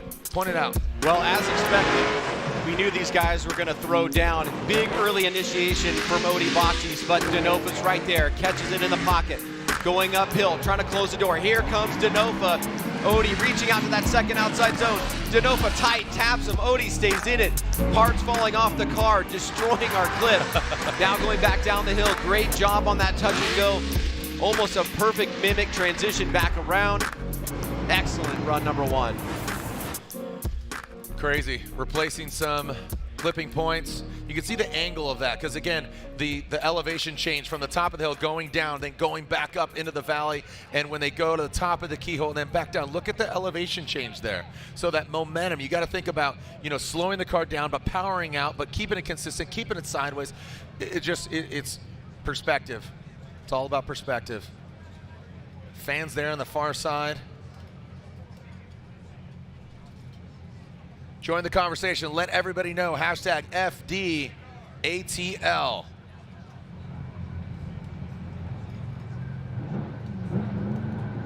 Here we go. Run 2. Denofa. Bakchis. Denofa will lead. Pennzoil. RTR. Spec 5. FD. Big angle from Chelsea Denofa. Look at that. Yanking on that handbrake. He is going for it. This is that X factor I was talking about. Was it too much? Was it too early? Let's take a look at it again. Shredding, the bumper budget going out the window. Big angle from Denofa. Odie Bakchis checks back. Look at that. These guys are throwing massive angle, big attitude, bumper flying, clips going everywhere. This is insane. How can you not love Denofa? He is not afraid to buck all trends and do the most crazy thing. I actually think that stuff right there is what has made him so popular. And this is almost like a reverse entry. He slows down a lot though, and Odie right here starts crawling up towards him. I think the judges are going to look at that negatively on Denofa because of how much he slowed to the inside clip and how that may have affected Odie after that section. But now that we're back in the run, they go right back, put the guns away, put it on missiles, and just start absolutely destroying the track, the cars, everything else, and giving us an amazing show. Wow, that was sick, man. Yeah, that was unbelievable. And to your point, yeah, you gotta, that is a great point. That is why Chelsea has become just a fan favorite. He talks about it. I'm gonna do what I'm gonna do. And the judge, you know, I'm gonna make it do what it do, baby. You know, Ray Charles, right?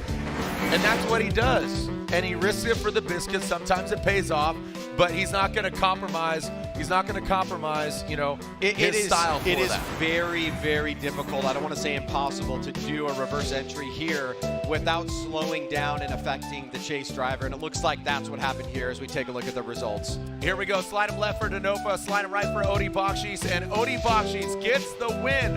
Unfortunately, that big angle ended up hurting him and not helping him, but Odie Bakchis advances on into our Torque Motorsport Grade 8. We'll take a short break, a little track cleanup for our final battle, the Royal Purple Top 16. It features Royal Purple driver Dylan Hughes going against Jeff Jones.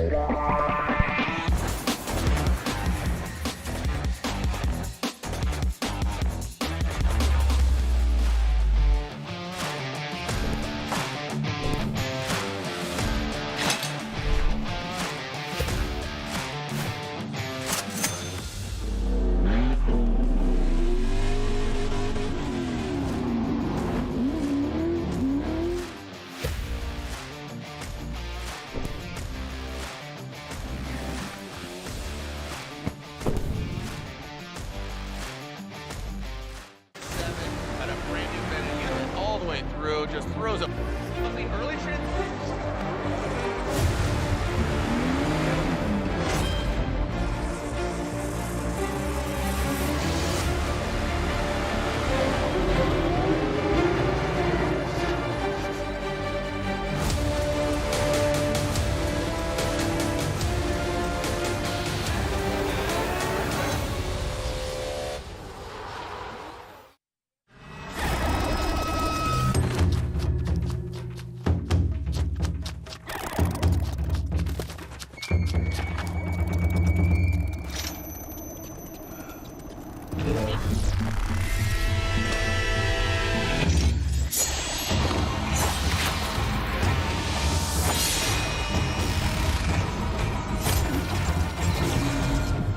Made in Japan.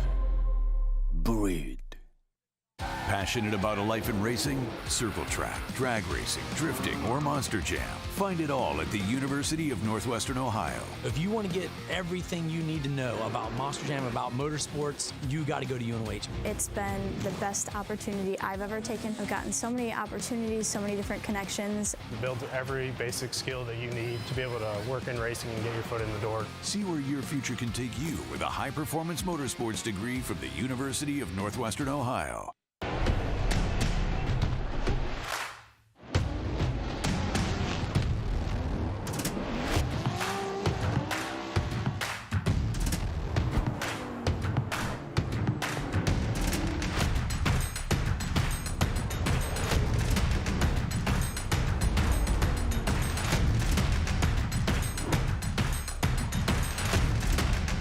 GT Radio. Experience ultra high performance.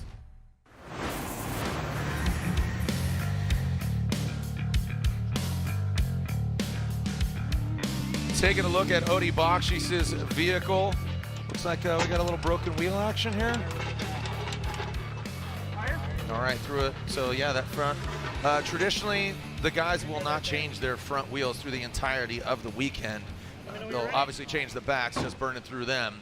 But the fronts they won't, but a little broken wheel action. But Odie Bakchis will live to see another day. He advances on into our Torque Motorsport Grade 8. One more battle left in our Royal Purple Top 16, and it is the Royalist of Purple, Dylan the Dozer Hughes. Let's go down to Lorette Nickel, who's with Mr. Broken Wheel, Odie Bakchis.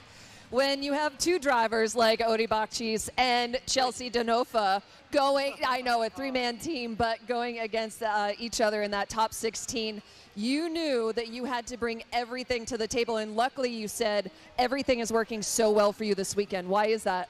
Yeah, I think we're prepared. The GT radials hook so well out here. This track is fast. You need a lot of grip, and the combination of field suspension and GT radials is working for us really well. So it worked for Ben Hobson and Pro Spec really well, and we're using those notes and just trying to make the best of it. Yeah, and making the best out of it at this very special track. This is one of your favorites for a variety of reasons. Yeah, absolutely. I love this venue.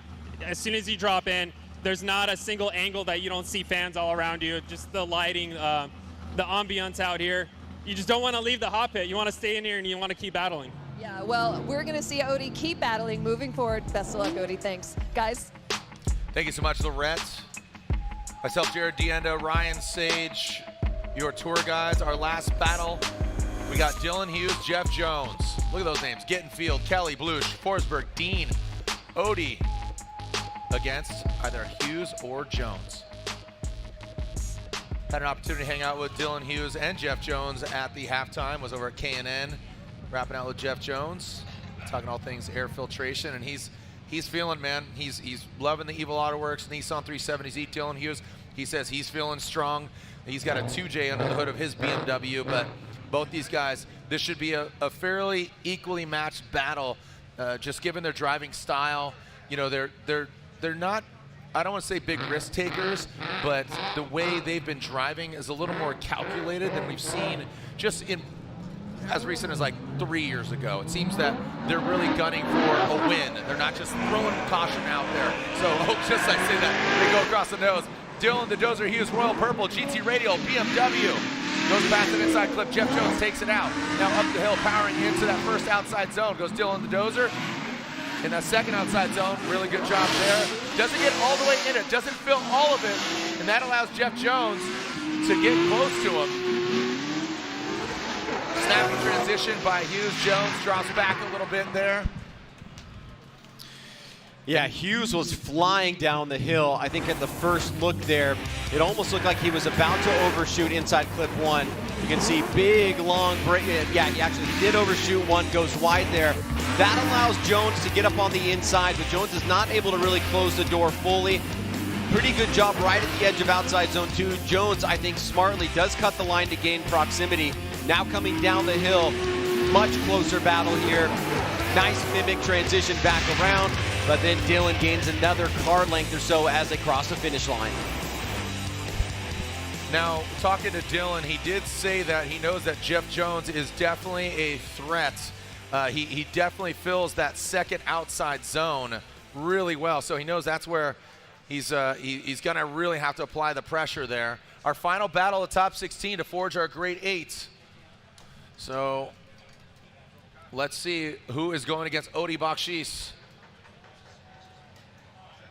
in the grade 8. 7 drivers in, 1 more to join them. Jones or Hughes, the Type S lights underneath the vehicles and at the gantry. Let's send it. Jones, that supercharged V8 to 2J BMW of Dylan Hughes. Here comes Jeff Jones, Evil Auto Works, Nissan 370Z, big angle from him. Dylan Hughes mirroring his angle, but getting bathed in smoke. Oh, as he just comes out of it. Outside zone 1. Don't know if Jeff got in there. Oh, and just as I said that, I was touting Jeff Jones get an outside zone 2. Great angle there. We'll have to take another different look and perspective to see exactly where Jeff was. I did see Dylan have oh good. My gosh, yeah. Oh man, I did see Dylan just given that it's very exciting, that FPV drone, but you do see the proximity, but you don't see the exact placement of the lead car where it's at because we're bathing in smoke with the drone. Well, I think Dylan spent more time in Jeff's smoke line on that run than in clean air. I mean, right here you can see the importance of getting inside clip 1 and doing it well. Good adjustment there by Hughes. Look at this. I mean, he is in the smoke line, in the smoke line, in the smoke line, in the smoke line. Good job right there on that inside clip. Now coming back around, Trying to gain proximity here, close the door. Jones out front, excellent job on the touch and go. And then watch this right here. Dylan's gonna go way out there. Certainly drop a tire, but once again, he was in the smoke line. So he could not get a break there. There were very few moments where he wasn't probably driving blind and with muscle memory. And the judges definitely have one on their hands here, because this is in both of these runs, there's mistakes that are significant, and what's the weightiness of those mistakes when we put it in the hopper for driver 1 versus driver 2? And then you got a little chance right there to see Hughes going off course. Looks like 2 tires off there. It would to be an incomplete, it would have to be indisputable visual evidence that it was 3 tires off, and I haven't seen that just yet, but I see the judges looking at the replays here over on the quad box. Yeah, I don't think it, like you said, indisputable, irrefutable, definitely not. So just checking the pace here. All right, Royal Purple top 16, slide him left for Dylan Hughes, right for Jeff Jones. It looks like Dylan Hughes gets the victory.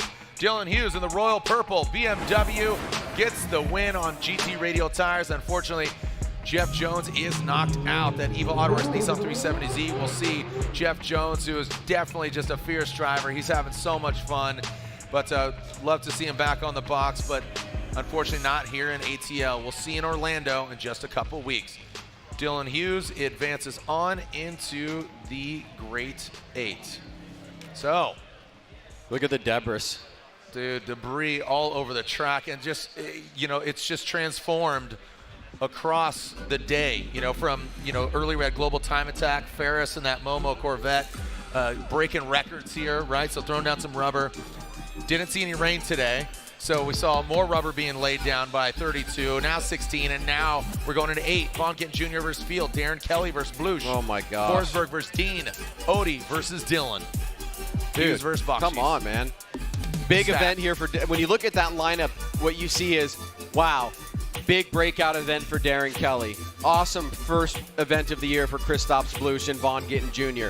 Matt Field, James Deane, Odie Bakchis, Chris Forsberg, Dylan Hughes, all drivers that are in that top 10, that are contenders, that are expected to do well every single year, and they're going to be duking it out here tonight. And let's also bring up the fact of Matt Field.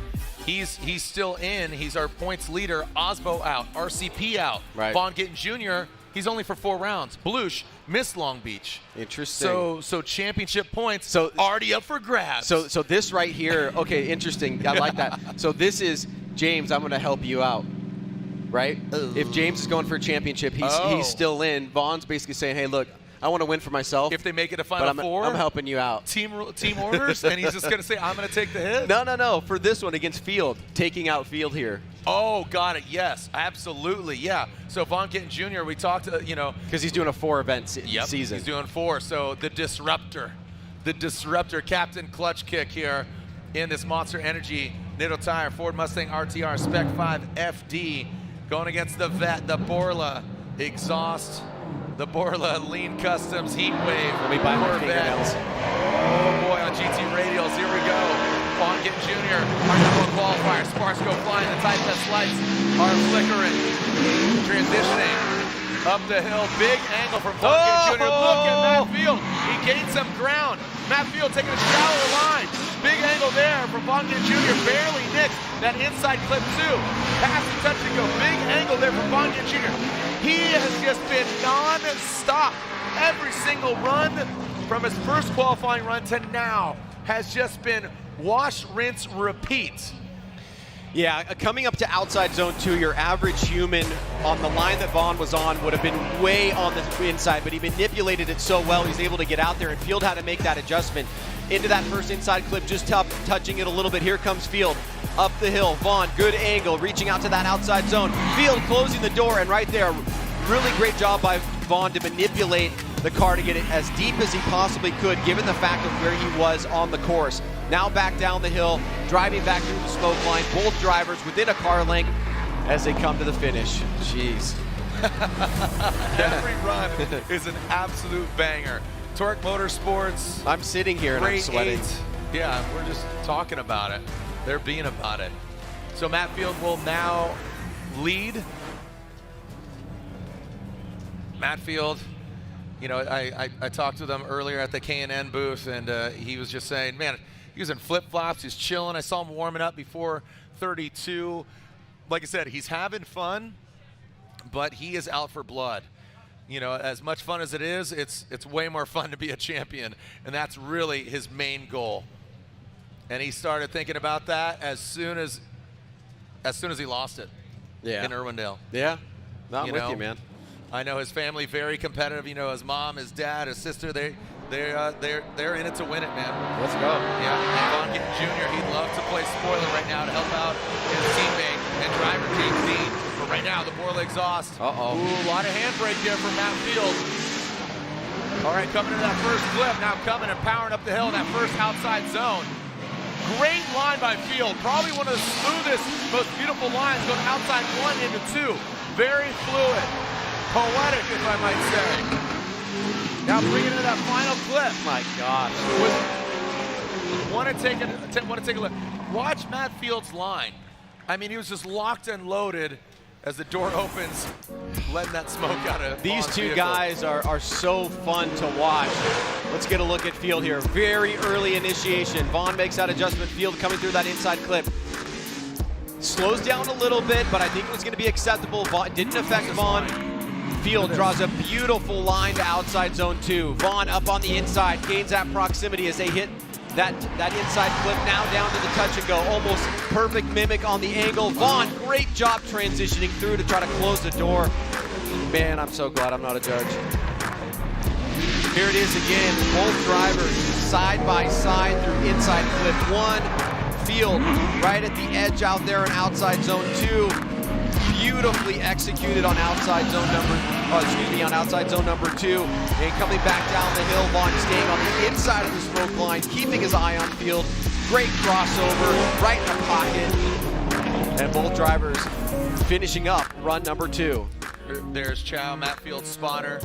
That's who was in the ear, and such an integral part. All the spotters up here, the spotters stand right next to us, so one, we can communicate to them, or they can communicate to us in regards to, you know, if there's an issue, something going on.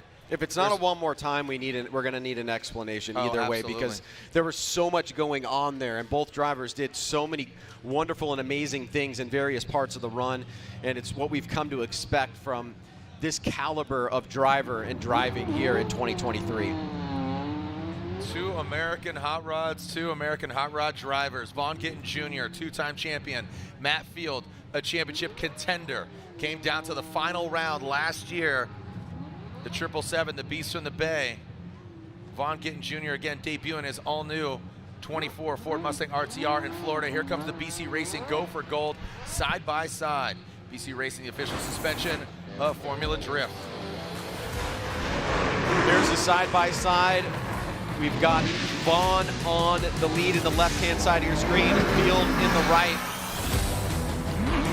And my eyes are darting back and forth, trying to look for little mistakes here. Field a little bit tighter on outside zone 2 while he's chasing Vaughn, but did a great job in the lead.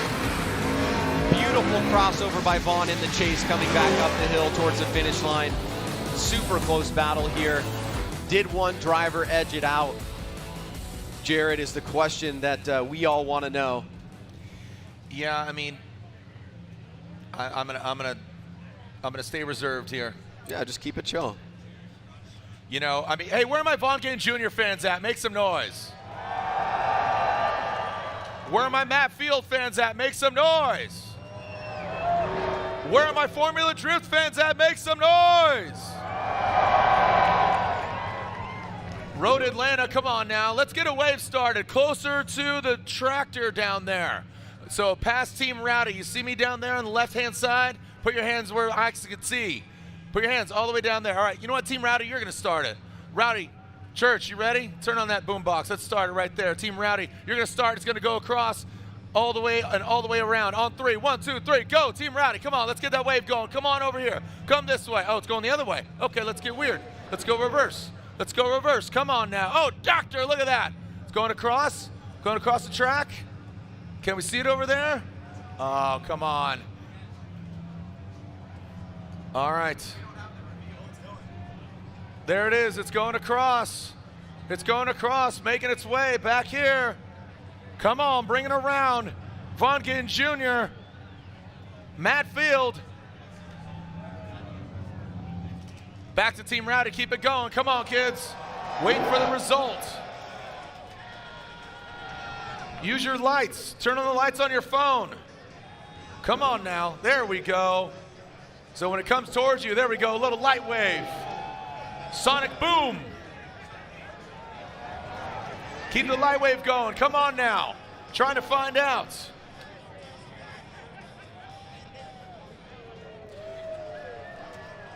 And we are finding out who gets the win. We have found out who gets the win, and it is not unanimous. 2 votes to 1. Von Gittin Jr. gets the win. Shaking up the point system, Von Gittin Jr. gets the win and advances on. Von Gittin Jr.'s in the Final Four, and he's guaranteed a podium after a year hiatus. He's your #1 qualifier. If he loses in the Final Four, he automatically gets 3rd place, but if he wins, obviously, 1st or 2nd.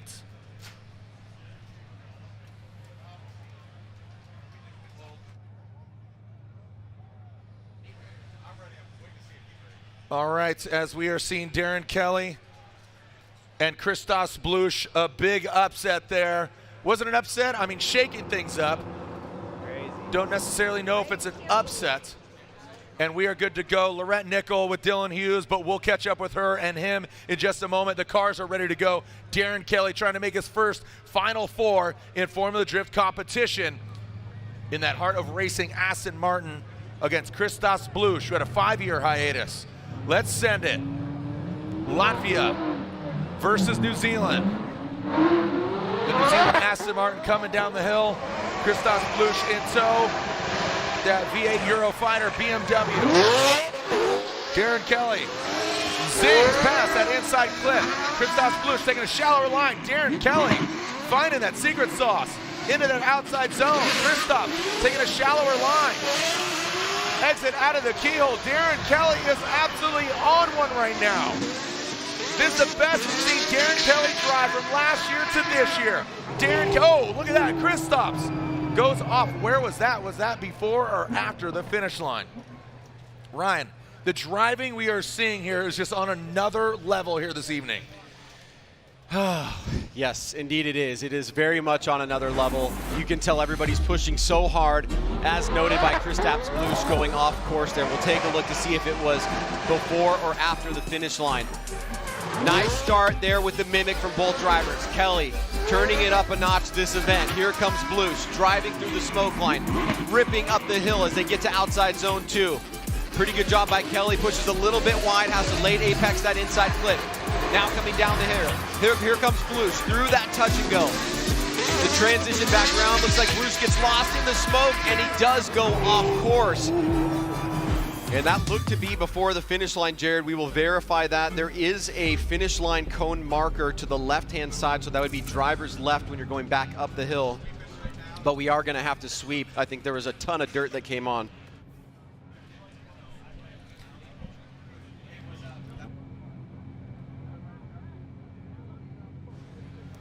All right, looks like a ton of dirt was thrown on track here. As, again, ton of dirt from Christos Bluss as he went off course. Darren Kelly. All right. Some amazing driving here. Darren Kelly. Christos Bluss getting a little loose. Who's going against Von Gittin Jr.? Seeing inside the notebook there. Look at the notes. Aaron, close your notebook, bud. See writing on all his notes. Look at that. Oh, we're getting a little communication here.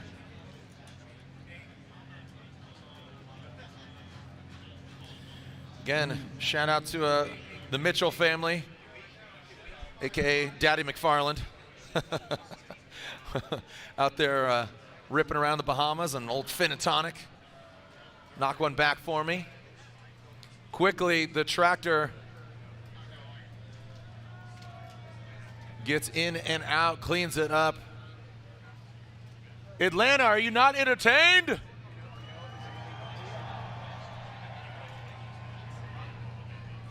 Deane Carnage Carney joining us over here. See the Carnage hanging out.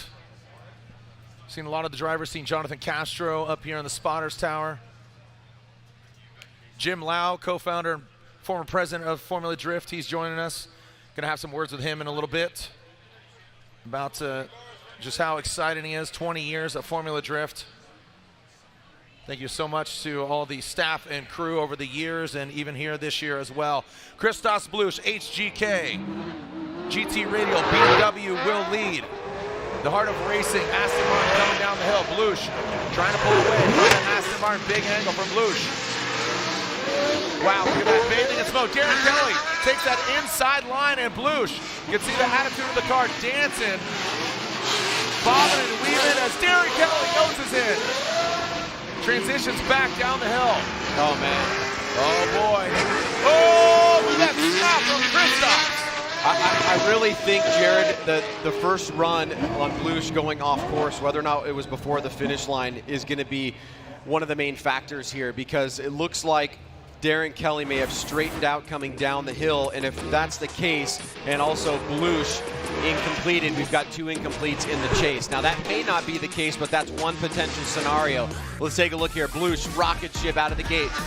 You can see Kelly gets a little bit out of whack there on the touch and go, hitting those cones, now coming down the hill as he surges forward to Kristaps Bluss. Bluss runs over the cone down the hill. Now right there, that's where we see Darren Kelly start getting out of whack.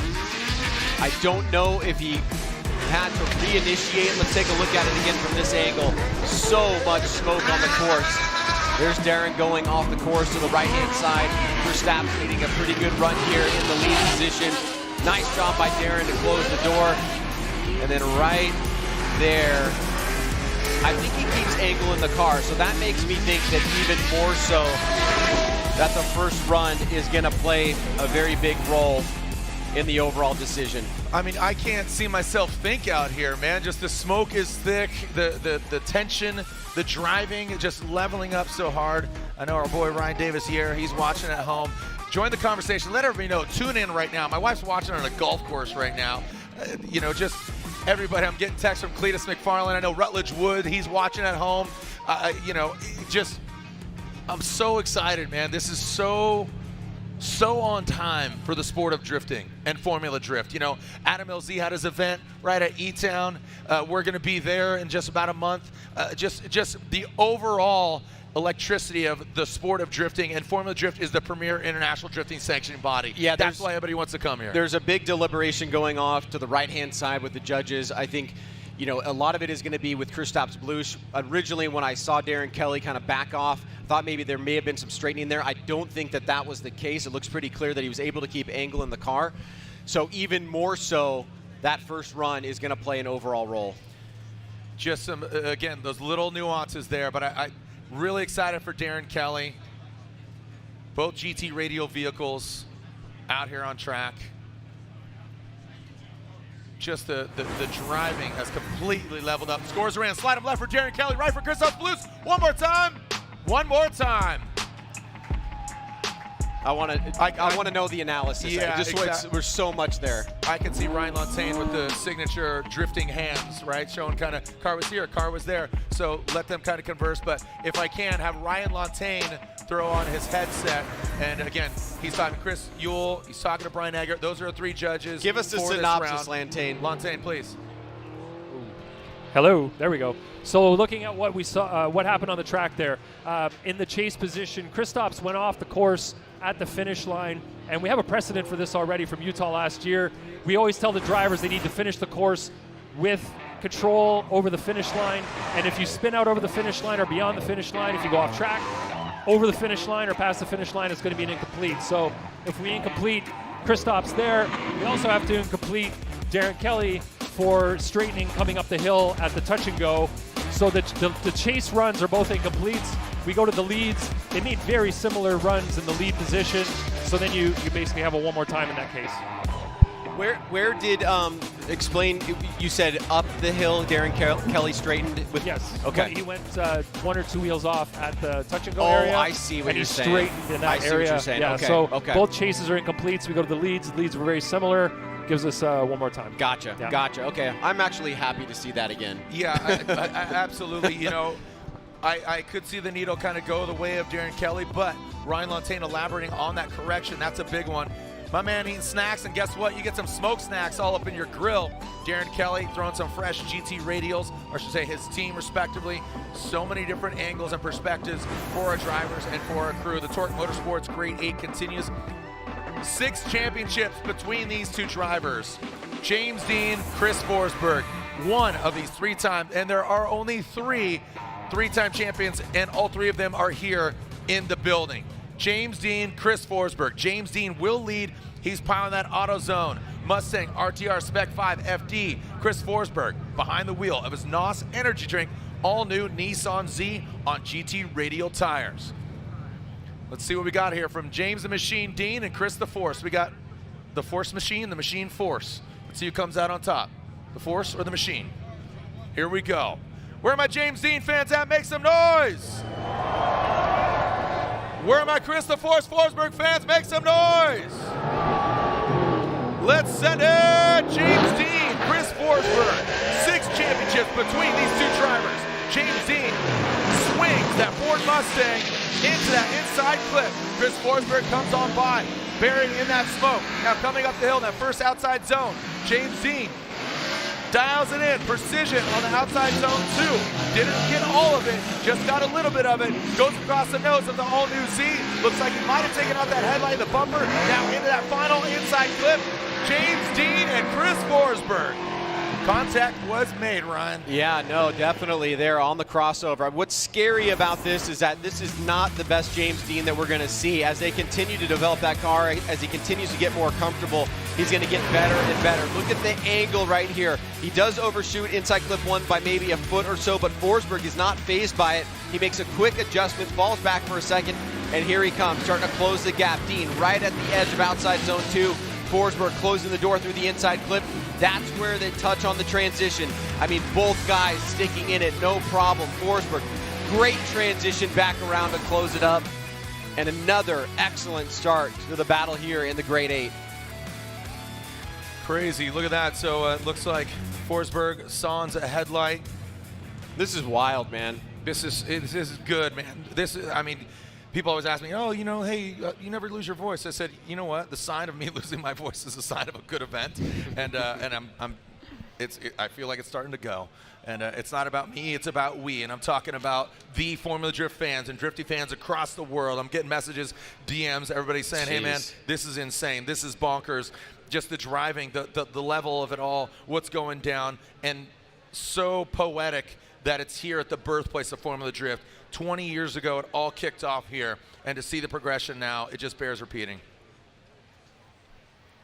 Look at the smoke lingering. Somebody will be crowned a winner here, and just similar to that of, you know, those racing series, that one event that stands out, if it's Talladega, if it's Monaco, you know, if it's Bathurst, if it's, you know, if it's Le Mans, Atlanta and Road Atlanta has such importance in the drifting world. And, you know, talking to the prospect drivers, you know, Rudy Hansen, Alex Jager, you know, talking to them, and you know, Ben Hobson, the importance of them winning here in prospect, but of course pro. You got 6 championships between these 2 drivers. Chris Forsberg now out front. The NOS entering all new Z, the bumper flapping, the GT radials are burning. Bluss out that first inside clip. Look at him pulling away, the attitude of James Deane's vehicle. Getting disrupted. Forsberg gets to that second outside zone. Transitioning now into that inside clip. James Deane, you can see him pedaling it back. Now coming outside of the keyhole down, past that touch and go, and then the inside clip. Ryan, pretty well done. You know, does the contact come into play? You know, both of them just went right back up to the line. Looked like it was cosmetic for Forsberg. Obviously, vision important as well. Forsberg, as he's been developing that car as well, just keeps looking better and better. Nice angle there coming through that inside clip. Deane a little bit wider of a line, gets stuck behind the smoke line. Now he's on a little bit of a tighter line as he tries to make up proximity. Forsberg right at the edge of outside zone 2. Here comes Deane crunching towards that inside clip. Good transition back around. Forsberg full throttle through the touch and go, twisting back around. And on that section of the course, Forsberg was a little bit tighter in his chase lead. You can see Deane right here trying to follow the line, but fell off a little bit, trying to make up ground coming up the hill as both drivers surge to that outside zone. Hitting that inside clip. Here comes Deane. This is the opportunity, using that downhill momentum to try to close the door, but Forsberg holds him off. James Deane's seen success here in 2017, right? He got the win. Forsberg, there's Jonathan Castro looking on. Castro, Mobile One pilot of that Toyota GR86. But how crazy and poetic would it be if maybe we see Gittin and Forsberg in the finals? Again, this is not scripted. I'm just saying, how poetic would that be? Forsberg, who's been competing since 04, Gittin has only missed 1 year last year. 2020s. Yeah, 2 20-year drivers, basically. 119, 120. We'll give it to him. We'll give the benefit of the doubt because he's our #1 qualifier. Uh-oh, that Slide was him fast. left for Deane, right for Forsberg, and Chris Forsberg gets the win. Wow. Chris Forsberg takes out James Deane, and Forsberg again advances on into the Final Four. Look at that. Logan and Ian are hyped. They say Chris Forsberg is the GOAT. Brooksy, I see you back there. So look at that. So right now, Forsberg and Gittin, they're in the Final Four. Slide those names down into those Final Four spots. But down at the bottom, you see Kelly and Bluss, Bakchis and Hughes. Who's joining them? We're about to find out. And there it is. Now they drop into that Final Four spot. Forsberg qualifying 15th. You can see Odie Bakchis qualifying 3rd, Dylan 6th. And speaking of Dylan Hughes, Lorette caught up with him. He's going against Odie in that grade 8. Dylan Hughes in his grade 8 battle against Odie Bakchis coming right up. And Dylan, you're making a lot of adjustments on track. What's happening? Yeah, so a couple of transmission issues earlier this week and kind of creeping over into even today. But making some adjustments on the car side, but I mean, nothing we can't handle. This real purple E46 is absolutely shredding right now. These GT radio tires have this thing dead hooked, and I'm just having so much fun. I'm just glad we have engine issues out of the way, and we're just out here having some fun. So stoked to be in the grade 8. This is awesome for points. 6th place in qualifier the day before yesterday got us really stoked and gave us some confidence. So we're looking to take this to Big Odie up there, and hopefully we'll have some fun. Love that confidence in Dylan Hughes. Best of luck to him and Odie. Who's going to come out on top, guys? Thank you so much, Lorette. As we again are seeing Vaughn Gittin Jr. Forsberg in the Final Four. And here comes Odie Bakchis and Dylan Hughes, the dozer, having some words with Lorette. And you can see kind of the focus here. It's like, it's fun until a point you're like, all right, shoot to kill. Here we go. Odie Bakchis will lead. And again, Odie, Dylan Hughes. Odie qualified 3rd, Dylan Hughes qualified 6th. So a fairly equally matched battle here. That LS Supercharged, Essence coming down the hill, past that inside clip. Dylan Hughes transitions back. Odie powers up the hill in the outside zone. Dylan Hughes keeping pace. How do they handle the outside zone 2? Odie Bakchis barely flirting with the course edge. Really nice line by Odie Bakchis. Oh, look at that. Dylan Hughes barely losing that front left bumper. And now, that inside clip. Ryan, the level here, I know Ron's excited about it. This is insane. Insane. Second incident we've seen there on the crossover. Drivers being aggressive. And the most important factor is, what effect does the contact have to the lead driver? If it doesn't affect it, yes, it's a mistake, but it's not as big of a mistake as if it spun the driver out or made them lose angle. Great job by Odie in that second outside zone. Here it is, boom, right there. You can see on that crossover, Odie totally unaffected. Dylan, a little bit of aesthetic damage to the car, cosmetic overall. Great job in the chase coming down the hill, but a little bit of a gap there established towards the finish line as we set things up here for run number 2. I mean, this is video game stuff, man. I mean, speaking of, you know, it is the Torque Motorsport grade 8, so very fitting. You know, it just, I mean, it looks unreal. The level of driving is ridiculous right now. And this is where I don't envy the judges, because you're starting to split hairs, right? So just with those bumper taps and exchanges and just losing bumpers, but continuing on, that's what I really love too. You know, we saw that door bashing earlier of Turk, but keep on keeping on. You know, it's just, It's crazy. I'm loving it. And just think, in 2 short weeks, we're going to Orlando for round 3. You might want to tune in. Dylan Hughes, Royal Purple, O'Reilly Auto Parts, Rain X, GT Radial, BMW coming down the hill, the field suspension, S15 coming down, hitting that rumble strip. Both these guys, GT Radial, past the inside clip. Let's see how Dylan handles it. Oh my God. Odie Bakchis, look at the chase job here. He does come up a little bit short on outside zone 1, but he is living so deep into the outside zone 2 by both of them.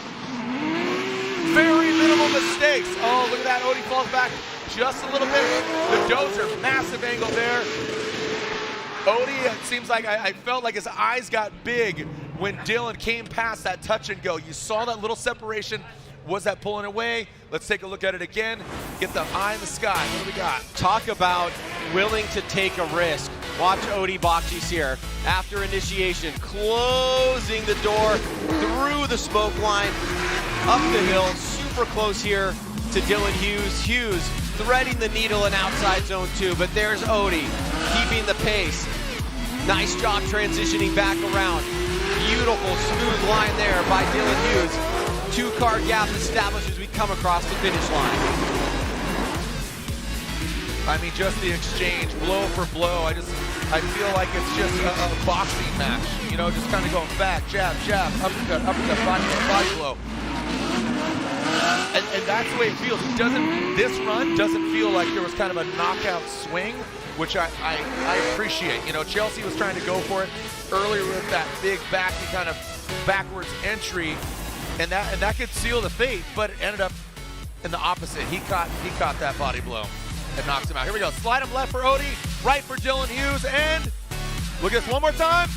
Odie Bakchis barely gets the win. You can see that. One more time in the middle, Odie, field suspension, Ineos oil, GT Radial, S15 gets the win. Odie advances on. Let's throw down to Lorette Nickel. Man, it is blazing. What about you guys? Chris Forsberg takes the win, congratulations. And when 2 3-time champions go against each other, you knew that you had to bring 100%. Oh yeah, that was the battle of the night. We're not done yet. I just heard we're gonna have Odie, who's been super fast, also just smoking the track out on his GT Radial. So once again, we're just gonna try and wick up the car a little bit and keep up with him. But yeah, that run with James was just awesome. It's so fun. Hell yeah, and your car's a little bit lighter, missing a headlight here. Yeah, pun intended. Yeah, we're down one light. It was just knew I had to just cross over as close as I could into that lower part of the course because he was going to be really fast down that hill. And yeah, so we just transferred with him and peeled that paper mache bumper right off and lost the headlight in the process. But I knew that's what we had to do, stay close. Chris, thank you so much. And he knows going against Odie. Odie is very fast. So, guys. All right, here we are, 3 drivers in, and we are hearing that Christos Bluss, the Latvian lover, has called the competition time out. Darren Kelly waits in the wings. He has not called his, but man, some great battles, but this is the one more time. Darren Kelly, Christos Bluss, when we come back, the final battle of our Torque Motorsports Grade 8. Gittin's in, Forsberg's in, and Odie's in. Who's it going to be, Kelly or Bluss, when we return here, round 2 for the Formula Drift Pro Championship.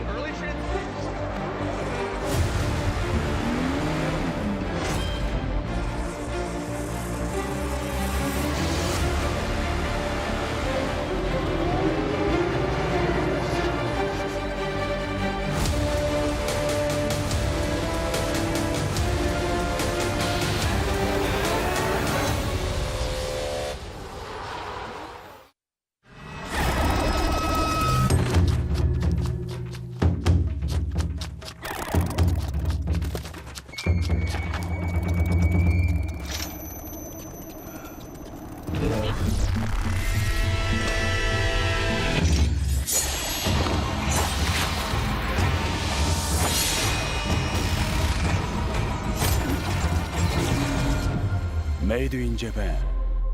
Breed. Passionate about a life in racing? Circle track, drag racing, drifting, or monster jam. Find it all at the University of Northwestern Ohio. If you want to get everything you need to know about Monster Jam, about motorsports, you got to go to UNOH. It's been the best opportunity I've ever taken. I've gotten so many opportunities, so many different connections. It builds every basic skill that you need to be able to work in racing and get your foot in the door. See where your future can take you with a high-performance motorsports degree from the University of Northwestern Ohio.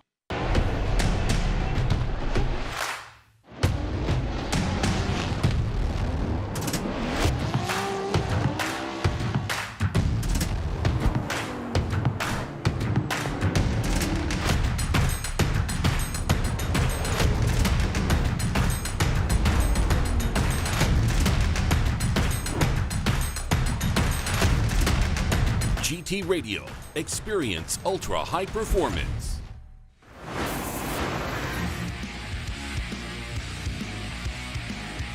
"35 seconds, 34, 33, and boom, there we go. Look at that. Clock was ticking.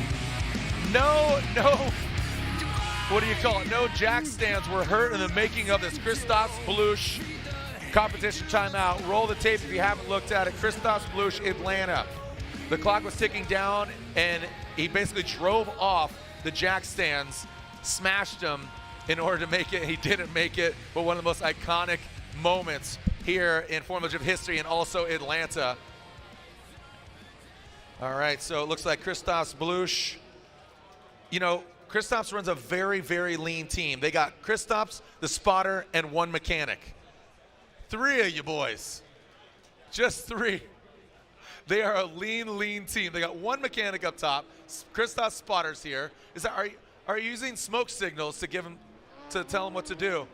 Got one radio, but again, a lean HGK team from Latvia, but they got it done. Our final battle of the Torque Motorsports Grade 8, Latvia versus New Zealand. Darren Kelly, Aston Martin, the V8 BMW of Christoph Bluss, and the Eurofighter. This is the one more time battle. Really equally matched. On that first battle, just a little too many mistakes on either side. Tighten it up. So shaking things up here, you know, James Deane, you know, everybody, you know, moving on here. James has definitely got some points. I know the Deane family's watching in Ireland. Maybe not so much anymore. But as he is knocked out, but now we are seeing Darren Kelly. I know they're rooting him on in New Zealand. Congratulations to Fanger Dan, winning D1 NZ for the 4th time and back-to-back. Auckland right now, it's almost 2 p.m. in the afternoon. So DK and his fans cheering him on. Shout out to Colleen for tuning in. Hashtag FDATL. Let us know you're watching. Final battle of the Grade 8. When those red lights extinguish, we're ready to send it. Darren Kelly, the heart of racing. Aston Martin GT Radio. Look, these guys on GT radios. HGK BMW coming down the hill. Let's see what DK's got for him. Quick little hesitation on that initiation about the 2-cone. Pass it inside the clip. You saw Christoph take it out, now powering up the hill. First outside zone. Oh, Darren gets tapped by Christoph Bluss, reinitiates, and then keeps it going. Darren Kelly takes a lick and it keeps on ticking. They're keeping well. Oh, look at Christoph. Saw that transition, dove in on the inside. So again, a little disruption there from both sides. You saw Christoph go from outside 1 to 2, and that contact was made. The crazy quotient keeps getting higher and higher. Let's look at Darren Kelly. Little bit of a hesitation on initiation, but gets that inside clip. A little bit tight there for Christoph Bluss coming up the hill, gaining proximity, tap. And you see Kelly, it gets effect that time. It's important when there is contact, what is the effect to the lead driver? In that case, there was an effect to Darren Kelly that the judges will have to keep in mind. Tighter there on the transition around. He does keep basically all wheels on the course on that last section, but for sure it was a bit tighter there for Christoph Bluss. Incredibly aggressive run here by Bluss in the chase position. Wants to get on the podium as we go to run number 2. Man, again, fans tuning in all across the world, from Latvia to New Zealand to the Hitzels in California. Henry and Claire, Colleen, Ryan, and everybody tuning in. Fans of all ages. Again, Team Rowdy always putting it down. Shout out to Tyler, locally here at Cora Works. Again, Rob Goodwin recently recovering from a stroke. Get better soon, and again, just amazing driving. You could just feel the love in the air. The smoke is in the air. The excitement is in the air, and a winner will be crowned here at round 2 on this iconic track. 20 years and still 6 rounds left to go. Looking forward to Utah, looking forward to Seattle, most recently Orlando and E-Town. It all culminates in Irwindale for a 23 champion. Christos Bluss, HGK, BMW. Look at this. Now Darren Kelly, some vocal, kind of having some wobbles on initiation. Now up the hill into that outside zone. Darren Kelly doesn't look as settled as he was earlier. Looks like he comes out of drift shallow line. Ryan, mistakes on both sides are rearing their ugly head. Holy cow, look at the smoke coming from the side of the car, not just the back of that BMW, that Eurofighter. What happened to Darren Kelly there? Again, watch this initiation, Ryan. Oh my gosh. That fender ripping off the Aston. Yeah, Kelly was not really a factor from a proximity standpoint until around the keyhole. Big gap established here. Slightly shaky initiation from Bluss, but back on it as he comes up the hill. Kelly taking out that touch and go cone, coming across right here. Kelly's on a tighter line, trying to gain back that proximity. Now he's back in the fight, but was the damage already done as they make this last switch back around? Huge angle from Bluss across the finish line. Here it is again. You can see from FPV's perspective, Kelly is really trying to make the most of it and gain proximity. He really cuts the line, gets tighter there, and he's able to close the door, but we're already up in the keyhole at that point.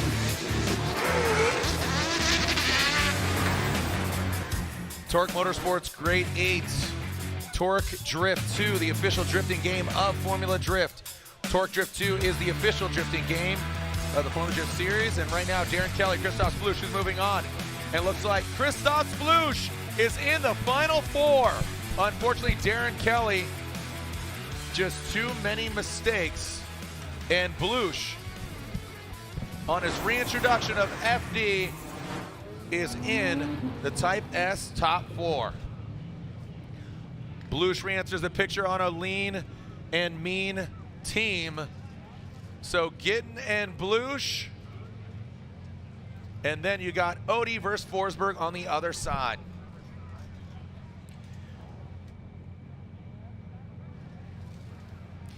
All right, so as Bluss advances on, our Type S Final 4 is set.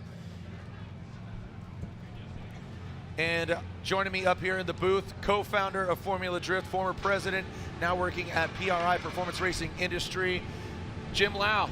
Jim, thank you so much for joining us here. 20 years this all began for us. And you know, you gained so much knowledge, you gained so much wisdom, and you brought so much knowledge and wisdom. How proud of you, are you of the Formula Drift family, this event, everything that has been created through yours and Ryan's eyes? I mean, it's crazy, right, Jared? I mean, you can't help yourself but walk into this place, and I just have this like deep connection to Atlanta, right? We came here, the marketplace didn't know what drifting was, and look, 20 years later, we're still here. This is one of my favorite events. The crowd brings the energy, and it's such a unique place. Yeah, again, just feeding into just the fun that we have here, just the fans over the years. What do you see for drifting in the foreseeable future? And again, you're playing an active role in not only speaking on drifting, but tuning overall. PRI, your role at PRI, which is part of the SEMA organization, all that drifting. What do you see in the foreseeable future? You know, I think drifting specifically is only on one step of many steps to come. And I'm sarcastic sometimes, and people are like, hey, you know, drifting's a fad, or young people aren't into cars. Well, look out there and look at all the events, you know, throughout the country, and you can't say young people, and you can't say people are losing enthusiasm for cars and for racing. So I think it's a testament of what we are doing here, what this marketplace is doing, and we just have to tell more people. Development, progression. Tell a friend, call a friend, tell them that you're out here. What do you got cooking? What's exciting in your book, and what you got going on? Maybe something with PRI, maybe something with SEMA Show. I know you just came from Indy. You're going back there. Again, just kind of pushing because, you know, let's just call it what it is. The aftermarket industry is kind of being attacked, modifying cars. That's where we cut our teeth. That's where, you know, my son's down there working for Rockstar. He's got a modified BMW. We want to keep modifying our canvases, which are our vehicles. You know, I think I'm definitely a proponent of we have to support all things racing, all things motorsports as a whole. In my new role now, I get to travel to, you know, more places. I'm going to Indy 500 actually for the first time, so that's really cool. Sick. No, and the PRI show is coming up in December. You know, it's all things racing, all things motorsports. Really, it's about building and growing the industry, and so really that's what it's about. But I really wanted to be here today, right? Year one, round one was here in Atlanta. They paved this horseshoe for us, and this is amazing. Thank you so much, Jim. Thanks for all that you do. Thank you what you do for me and my family, and love you and your girls, your wife and your daughters. But thank you so much to you, Jim, Ryan, and to you, all the fans. Again, this wouldn't have been created. The keyhole, the horseshoe, whatever you want to call it. The party continues when we return. The Final Four is upon us. You know what it takes to win. Pushing boundaries, performing under pressure, and having the best people on your team.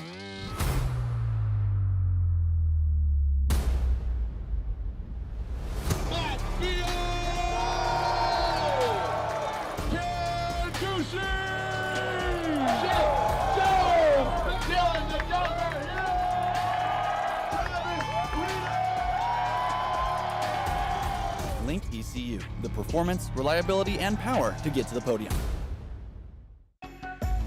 One bottle, so many great things. When your engine reaches 75,000 miles or more, like on this truck, years of carbon buildup leads to reduced fuel economy, increased wear, poor acceleration, and higher emissions.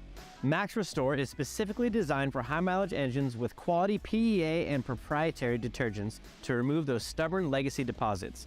And it includes a friction modifier to reduce future wear in the upper cylinder of your vehicle's engine. Restore performance and protect your high-mileage engine with Royal Purple Max Restore.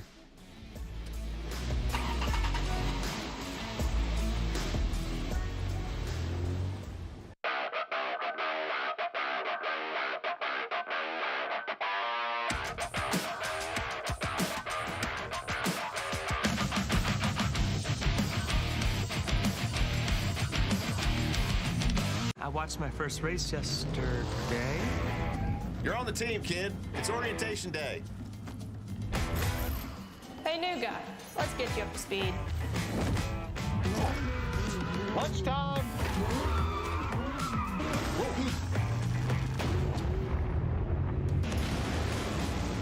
Your workspace is ready. Looks like you got a corner office. Be part of something greater. Toyota. Let's go places. NGK makes ignition coils. Why? Because we prefer a running partner that can keep pace. We know ignition, and since our spark plugs don't run alone, we put some of our energy and expertise into making better coils. NGK ignition coils are engineered to OE durability and performance. And because we race to win, we improve the design, testing, and validation of our coils for better performance. NGK spark plugs and coils, better together.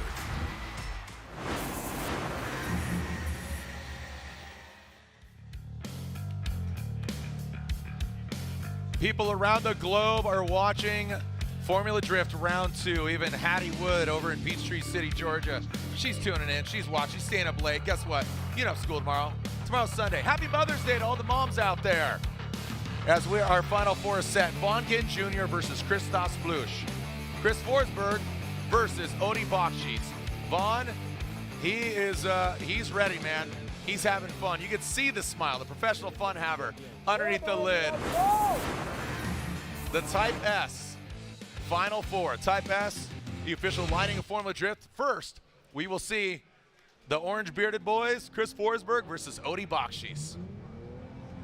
Forsberg, 3-time champion, a day oneer. Him and Ken Gucci are the only 2 remaining FD drivers that were here in 04, except Vaughn Gittin Jr. He skipped his year, so they 3 were here, but again, Vaughn Gittin Jr. parked it last year, a little hiatus, but he's back. So Odie Bakchis will lead as Odie qualified 3rd and Forsberg qualified 11th. Here we are on the start line. Some aggressive driving on both sides of the coin. What a great Final Four. Gittin and Bluss, both those guys. Gittin took off a year. Bluss we haven't seen, obviously due to COVID. Kind of hanging up, then COVID hit, was going to come back, and now, guess what? He's in the finals. How cool is that? It's amazing, and especially the old guard does not want to go away. Nope. They are still here to play. Nope, here we go. Odie Bakchis leading, field suspension, GT radial. S15, big initiation there from him. Past that inside flip, hammers back down on the throttle. Hits that first outside. Look at that front right tire lift up. Oh, some shimmy. You saw a quick little correction there from Odie Bakchis. Forsberg pounces at that like a cat. You can feel the force in that back end there for Odie Bakchis. And brings it back up the hill. Odie looking very dominant out of the gate, but pay attention to outside zone 1 to 2. He smoked it up the hill, and I think he's going to pay a bit of a price for that because it looked as if he was going to overshoot that section and had to make that adjustment. You see Forsberg super close on initiation. He had a little tiny adjustment as he was trying to figure out what Odie was doing. Odie goes wide in 1, and then right there you can see he's letting it float out because maybe he's pushing a little bit too far. And as you said, pouncing like a cat is Forsberg, attacking, staying on that rear bumper, transitioning back around, 1 car gap through the finish line. And another great battle here between these 2 fierce competitors, veterans of the sport. 33 years combined experience between these 2 drivers, and you're seeing it play out here. It's amazing that they keep getting better and better. Yeah, you know, I know Nick Kazan of Vegas Drift. He was texting me earlier, tuning in while he's driving. Stay safe. But, you know, he cut his teeth in Vegas, Odie Bakchis. He lives in Southern California, but spends a lot of time out in Vegas. That's where he cut his teeth and slowly got better and better, more refined. And here he is. He's in the Final Four. He's been on the podium before. He's been in championship contention. He's had some bad luck. He's finished 2nd overall. He's definitely a championship contender. Is it this year? We'll see. Forsberg, you know, he's won championships without winning an event. Take that into consideration. So shaking things up. Christos Bluss, he missed Long Beach. Vaughn Gittin Jr. will miss, you know, he'll basically only make 3 more rounds, so he'll miss 4 rounds in total, so not a championship contender. But right now, Chris Forsberg, he's running all 8. He'd love to be, as you say, Ryan, the GOAT. A first ever 4-time FD champion. Christopher Forsberg, Austin and Drink, all new Z GT radial tires coming down the hill. Initiates using all the course. Gets out that rubble. Look at Odie Bakchis. Tucks in that smoke signal. Back up the hill. Get to outside zone 1. Navigate to outside zone 2. Forsberg fills all of it. Odie Bakchis is veering everywhere. Forsberg's going. Almost grinding in that GT radial the door. Coming out of that keyhole. Unreal. Forsberg is dialed right now. Great chase job by Odie Bakchis, but Forsberg, watch how he fills that 2nd outside zone. Just impeccable timing from Odie on the initiation. This is insane. Absolutely gets it perfect. Initiates closer through the smoke line. Stays with Forsberg, but Forsberg now accelerating up the hill. Gets to the 2nd outside zone. Laces it just beautiful, but there's Odie. Perfect pressure through that inside flip. Now down the hill, Forsberg on the throttle, a little bit of separation, but Odie gets it back. Now transitioning to the final turn, and it makes you wonder, how will Odie's lead run at the top of the hill after outside zone 1, before outside zone 2, play into the overall scope of things? That was probably the most noticeable, quote-unquote, mistake that we've seen between both drivers, while otherwise absolutely entertaining driving by both drivers. This is just leveling up every run, just leaving it all out on track. Literally, body parts, the tire debris, all of it. Slide it left for Forsberg, right for Odie Bakchis. Chris Forsberg gets the win and is going to the finals. Forsberg gets the win. Look at that. So, going to you judges, one of you put the headset on, whoever feels comfortable talking about it. Ryan Lontaine. So going to you, Ryan Lontaine. There you go. These kids, man, these guys got a crystal ball. Ryan Lontaine, Forsberg, what was the deciding factor for you getting that victory? Chris Forsberg's lead run was spot on. He put the car in all the right places coming up the hill, filled outside zone 2 beautifully, did a great job. Now, of course, Odie was right there with him, but Odie made a crucial mistake in his lead run. He dropped a tire in the rumble strip coming up through outside zone 1. And when the car kind of came down, he understeered, the car went straight on him, and then he had to get the car back to angle again. So that big error from Odie is what sealed the deal for Chris Forsberg, I think. Right. Yeah, some great analyzation there. And I got to tell you, that was probably the best lead run I've seen from Forsberg all day, just filling those zones. And Odie did a really good chase job that Chris Yule brought up earlier. You can only have a good chase job if you have a good lead run. And Chris gave him the big opportunity there to do just that. Odie, one of the best race drivers, having that kind of wherewithal, having the foresight to see, boom, operate, go back and forth. Vaughn Gittin Jr., Christos Bluss. Again, Vaughn, hiatus for 22, but comes back in 23. Bluss, 5 years hiatus, coming to us from Riga, Latvia. And here we are, seeing who's going to go against Forsberg. As I said, it would be very poetic and sentimental to see Vaughn Gittin Jr. and Forsberg go against each other, but Christos Bluss would love to play spoiler. So Forsberg guaranteed, obviously, a podium, and if Gittin loses, he will get 3rd place. If Gittin wins, Odie Bakchis gets 3rd place. So just a heads up. So here we go.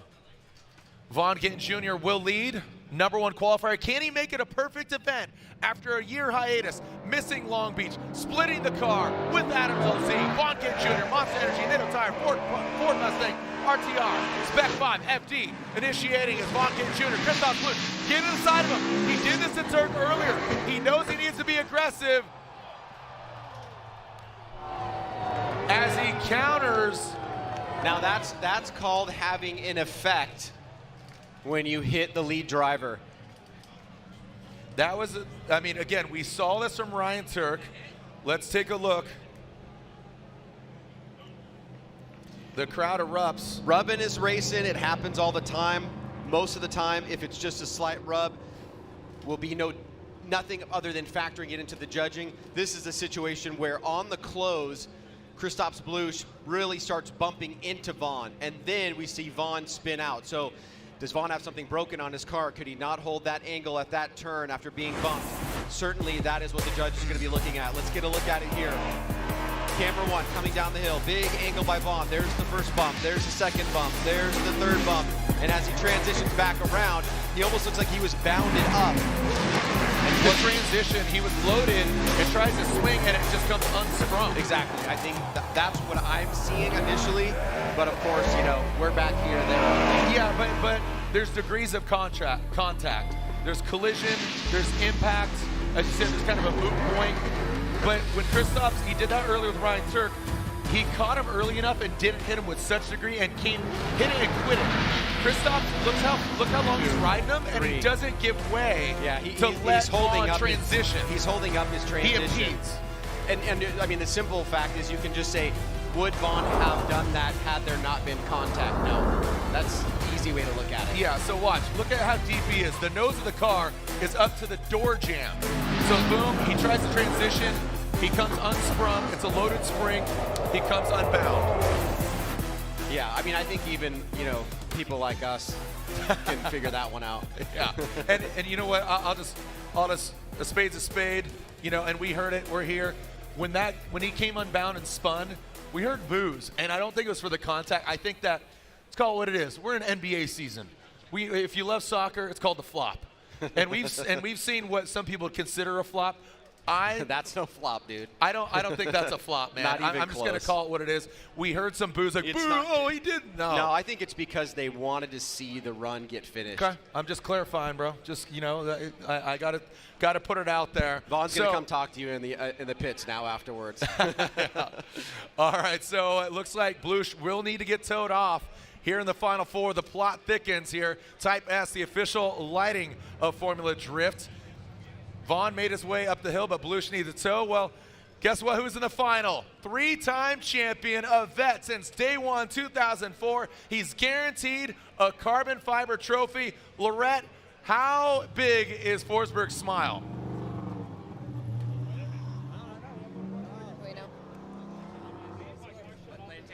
Well, Chris Forsberg grabbed Vaughn, and Vaughn was coming down pit lane pretty hot. He asked him if he won. We were not quite sure. Odie Bakchis is down here talking to Chris as well, and just talking about their run. I'm just going to put the mic in here. Hold on, guys. Nothing. Pounded down a gear and bump started and got going. So sorry about that. That's all good, and man. then I had to nudge you on initiation. I know. I was at a deficit. Sorry. Hey, that's not terrible. Look at Lorette. Well, Odie coming down here and explaining the run. Chris Forsberg telling me earlier he was not done, and that is proof right there moving into the finals. Yeah, it's a mindset that I've done in the past where like you get through like a tough battle like James Deane and you kind of let your guard down, and it was like, all right, we're not done yet. We got 2 more to go, so we're taking it. Okay, and everything is working perfectly for you. Yeah, car is 100%. It's dialed, feeling good. So, I mean, I think we're running Vaughn. I don't even know. So, yeah, either way, let's get to it. Chris Forsberg, thanks so much. Jared Ryan. Thank you so much, Lorette. Some great, we've seen, I've been watching NASCAR. You saw Noah Gragson and I can't remember who else it was the driver, but hits being exchanged. And yeah, I mean, there's some blows and there's some hits and all that stuff. But, rivalries, you got to love it. I love it because, it makes my job easy as far as storytelling. But when you see that camaraderie, sportsmanship, high fives, handshakes, beers will be drank later, adult libations, and that's what I love as well. So kind of both sides of the coin, the aggression, but just like going in a boxing match. All right, fighters, touch gloves, let's see it. And then once it's over, hugs are exchanged, and again, the love is palpable. 20 years of Formula Drift. I've been here since day one. Ryan's been here since day one. 2 drivers, Gucci, man, Forsberg. I mean, the names, just the legends that have raced here at Road Atlanta. The past, the present, the future. Formula Drift, 20 years.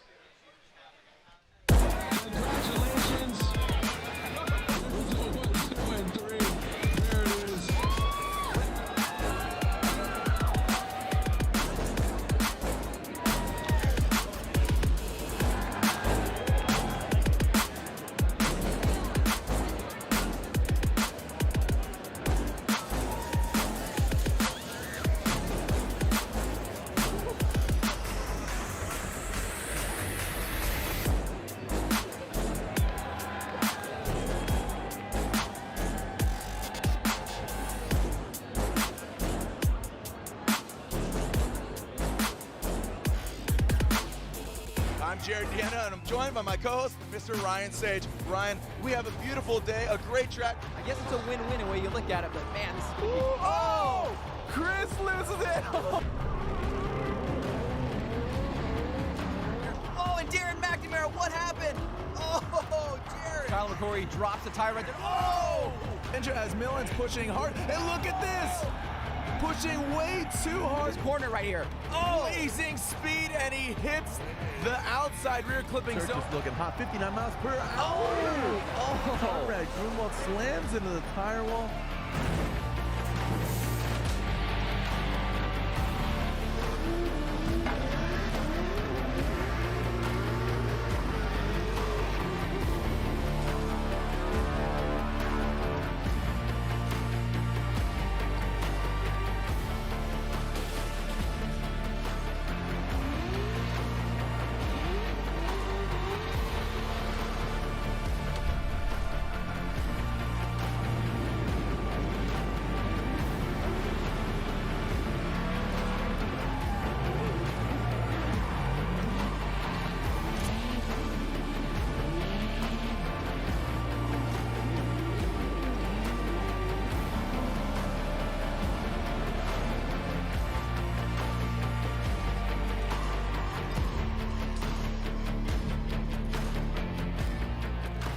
I would like to see us continue to kind of move on the trajectory that we're on and continue to sell out events, grow the drivers and their programs, grow our audience, our live stream viewership, all the things that are important to us as a business. I'd love to see that continue to grow. And at the same time, what's important is that people are achieving their dreams.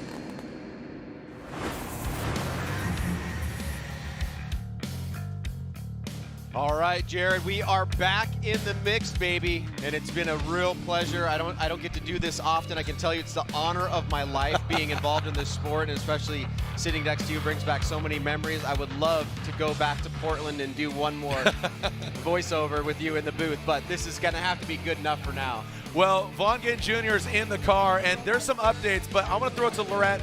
What is the vibe there with Vaughn Gittin Jr.? Also, the connection isn't great, but Vaughn, one of the words that you used when I asked you how is everything working and falling into place, you said you're elated.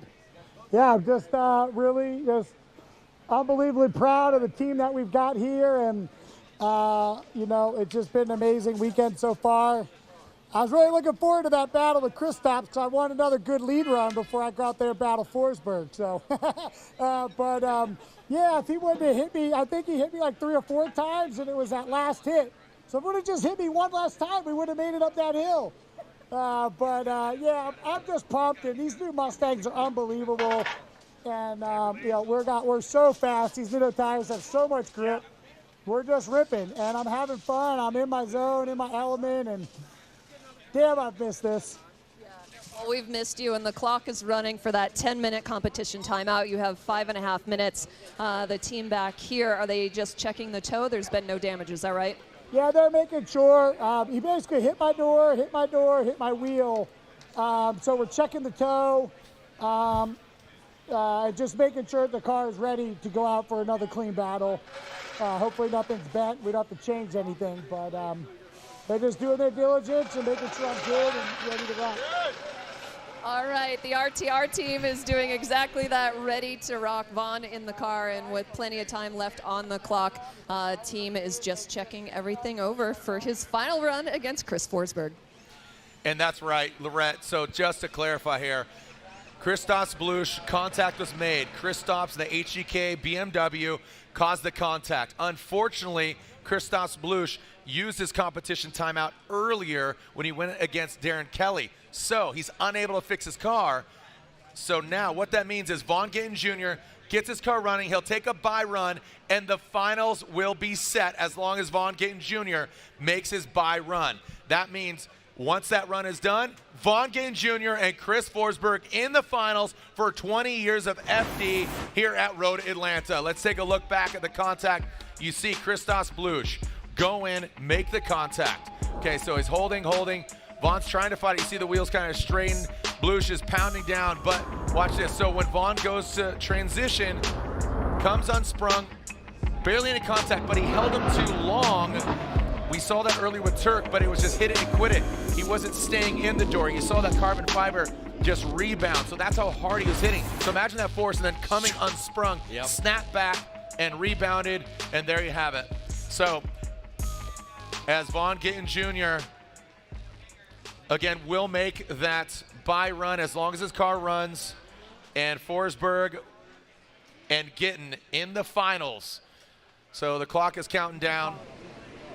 3 minutes left. Fist bump. Calm. Look how cool and collected they are, man. That's up in the hot pits. Lorette, thank you so much for all the insight you've given us. It is eerily, I don't know what the word is, but it seems fitting that the first event hitting the 20th year, as you would say, would find 2 veterans that are day oneers in the finals, still going after it after 20 years. It's just amazing. When I was a young boy, I came here to Formula Drift Atlanta. Yo, what's up, dog? How we doing? You having a good time? Yeah, you. Little bangs right there. I like that. Looking good. So it is, again, poetic. Good. It's sentimental. It feels just authentic. It's just absolutely, you know, Vaughn Gittin Jr. 2010, 22 champion. Took him 10 years to to garner that. Forsberg, the first ever drivers champion, you know, outside of Sam Hubenet, Reese Millen, Tanner Faust. In 2009, he was the first champion to receive a championship outside of what you'd call a traditional racer, right? Because Sam, Reese, and Tanner came from either the rally world, stunt driving, and you know, that's where they came from, applied their driving prowess to drifting. So here's two drifters from the East Coast. ECFU, baby. These guys are ready to party. Vaughn Gittin Jr., love to call him the Carroll Shelby of our generation, creating RTR, debuting the Mustang RTR, Spec 5, and guess what? His bye run is his run into the finals 2023. Let's lay out and listen to this Ford Performance pony.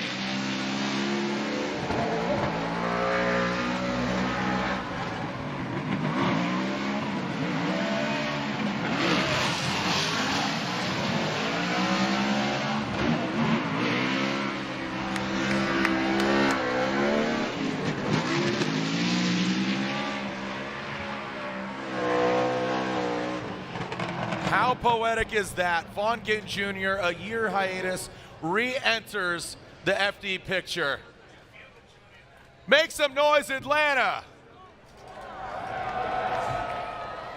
A packed house. You can see the traffic streaming out of here, so why not stick around and watch this nostalgic, iconic, historic finale of Vaughn Gittin Jr. and Chris Forsberg. Hey, everybody, turn the lights on your phone. I want to do a practice run here. Let's make some history. Turn the lights on your phone.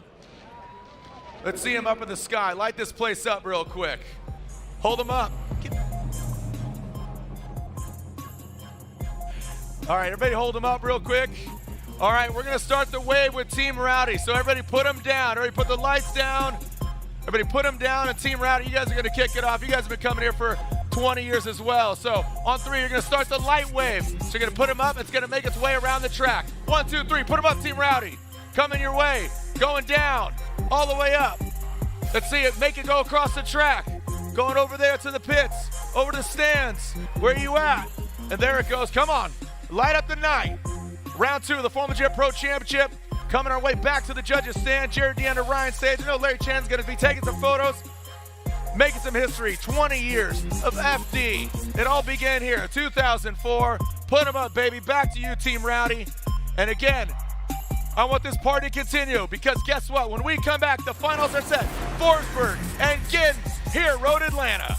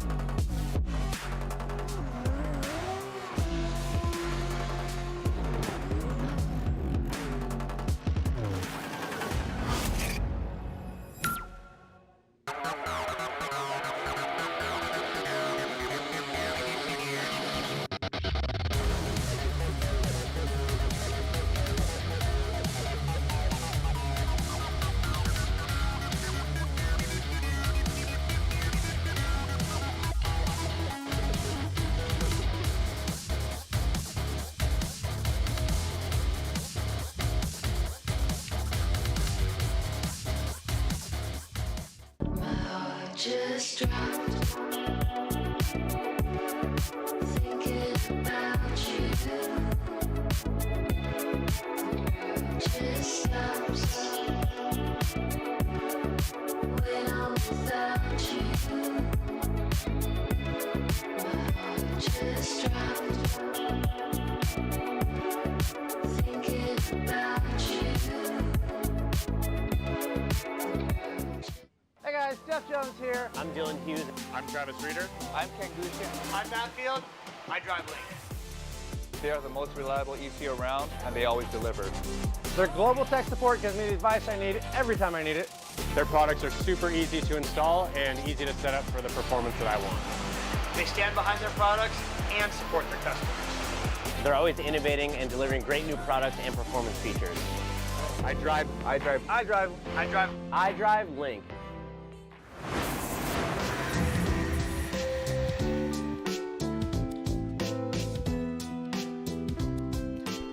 Look at this. It is lit, literally, as the fans in the stands are still crowded, sticking around. Look at the rubber that's been laid. And just think about, again, 20 years, 2004. We're up here reminiscing. My son's here. He's never been to Road Atlanta. And what do you think about it? I'm losing my voice here, but Ryan, like, I'm getting a little emotional, man. Yeah, no, I completely understand, and I empathize with that. It certainly is, you know, very fitting that this would be the 20th season event that we would have, just because of the commitment that was made early on by the track to drifting still has not resonated in many other parts of the country. People have not given the sport the respect it deserves. This track took a risk on us, and I believe that it has paid massive dividends. We have been able to access one of the most amazing, giving, caring, crazy fan base here in the South, in Atlanta, that I have ever been a part of. And, you know, these names, Vaughn Gittin Jr., which, again, Jim talked about, you know, what was a fad. Vaughn Gittin Jr. is a poster child for Ford. He is developing parts with Ford. Oh, doctor, that's right, baby. Yeah. And again, that's an homage to Jerry Coleman, the former Padres announcer, and I've been saying that since day one because that's my homage to stick and ball and being an announcer and being part of this DNA here. But, you know, Vaughn Gittin Jr., again, I call him the Carroll Shelby of drifting and of this world because he's developing parts in conjunction with Ford. Look at you know, Nissan and Forsberg's relationship, getting the second ever Nissan, all-new Nissan Z off the factory line, building parts in conjunction with them. Look at that. I mean, 3-time champion, a 2-time champion, Vaughn Gittin Jr. Forsberg, again, the first ever drivers champion. That NOS Energy Drink all-new Z. You can't sleep on Forsberg. You know, we talk a lot about Aasbo, a lot about Deane, but he's also that other 3-time champion. And one of the amazing things about Forsberg, look at the eras. He has been a champion in almost every era. 14, and 16. That means from the Daigos to the Reese Millens to even the era just coming out of Deane, he has performed, right? And Vaughn too, 2010, 2020, these are guys that know what they're doing, have built in longevity into their programs, and continue to get better even after 20 years, which is amazing. It's all about, as Forsberg said, when he went against James Deane, kind of that guard, and then, okay, now we're going to turn it on as he took out James Deane. Then he goes against Odie Bakchis, which, you know, you saw the respect they had for each other, and that's what it really comes down to. But just such a stacked, you know, from 32 to 16, the plot thickened. It thickened. Cars are beat up. They're banged up. Emotionally, you're exhausted. The heat, it was hot today. So just overall, it's been absolutely insane. Oh, man. Sunscreen is your friend, my dude. Whew. You got to use that SPF, man, next time. You got some burnt legs there, homeboy. You get that man some aloe vera ASAP. Double thumbs up. Somebody's going to need to carry him out. Well, we are going to party at the podium just behind the judges' tower. Also, let it be known, third place is locked in. Odie Bakchis gets third place here in Atlanta. He qualifies third, best in Christos Bluss, 28th. So, Odie Bakchis feels suspension. S15 gets third place. That's a big one for him. He did not have the performance that he wanted in Long Beach. And historically, he's had a really amazing starts to the season and hasn't really finished to get that championship, which everybody, I think, thinks that he is deserving, that he's capable, all that kind of stuff. So this is a really great finish for him at this round to kind of build that championship campaign. Yeah, and we've seen him start out strong, have some kind of bad luck, and then win in New Jersey, pop an engine, like all those kind of things. It all culminates, you know, it's just really exciting to see what's unfolding. And also, guess what? There's 6 rounds left. 2 weeks. We're in Orlando. Orlando, we got 2 weeks. We got E-Town, first ever. And E-Town, coincidentally, the birthplace of these boys, Drift Alliance. Drift Alliance for the win. Shout out Nick Vosekis. He's tuning in. Jason Main, Brianne Main. They're tuning in. They're cheering them on. Forsberg and Gittin. In this scenario, I think everybody wins, man. I mean, just really, the sport of drifting wins. Here's the remainder of the schedule. Again, here we are in Atlanta, 2 weeks. We'll see you in Orlando. E-Town, June 22nd, 24th. St. Louis, see July 13th. Seattle, 11th through the 12th of August. Grantsville, Utah, just outside of Salt Lake, September. And it culminates at Irwindale, California, the House of Drift for a 20th season. Culmination. An exclamation point on a season. Who's going to be the 2023 Formula Drift champion? A lot of maybes, a lot of people that are expecting it, a lot of people are expected to get that. Matt Field, Ryan Turk, Odie Bakchis. Who do you got? Where are my Vaughn Gittin Jr. fans at? Make some noise. What's the line on this? What's the over-under here? Where are my Chris Forsberg fans at? Make some noise. I'd say a little 50-50, man. I think it's 50-50. Negative 250 for each guy, I guess. Yeah, Gittin can get it, he says. Oh, man. Shout out Tyson Bravo Deanda. See you tomorrow. Happy Mother's Day to my lovely wife. I love you so much. Isaiah Deanda, are you guys ready to send it? Here we go. When that lights go off, been saying it since day one. Let's do it again with your help. Vaughn Gittin Jr., #1 qualifier, shooting for a perfect event. 2-time champion, going against his Drift Alliance brother of Chris Forsberg, 3-time champion. The Monster Energy Nitto Tire Ford Performance Mustang RTR Spec 5 FD. The NOS Energy Drink, all new Nissan Z on GT Radial tires. Atlanta, make some noise!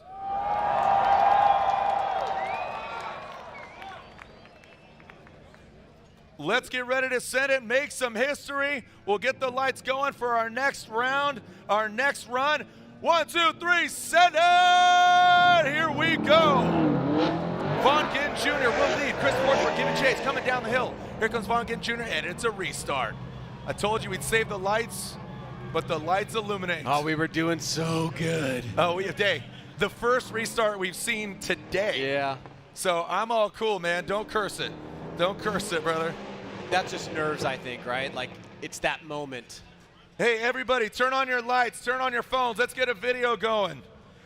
Larry Chen's out there. He's snapping some pics, so turn on your lights on your phones.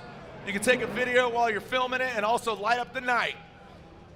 The Force, that guy right there is a Chris Forsberg fan. He's got the lightsaber, baby. This is the way. There are all the teams up top. Look at that. You got the RTR team, Forsberg Racing team. Put your lights up. Light up the night. Put your lights up, everybody. No wave right now. Just light it up.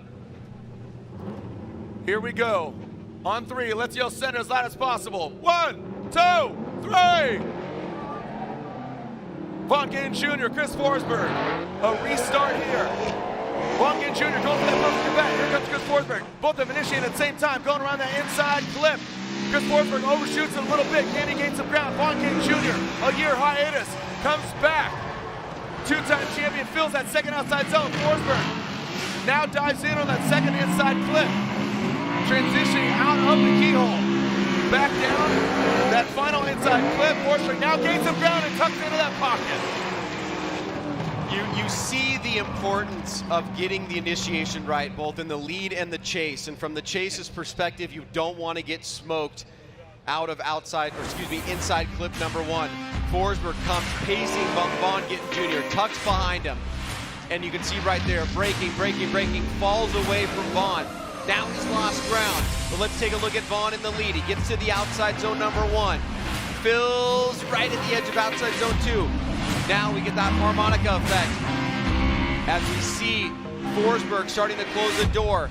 And through this last little section here, he gets even more to cross the finish line. But that first outside zone, if I'm Vaughn Gittin Jr. spotter, I'm saying, have a really solid chase on that first inside flip and then let it roll.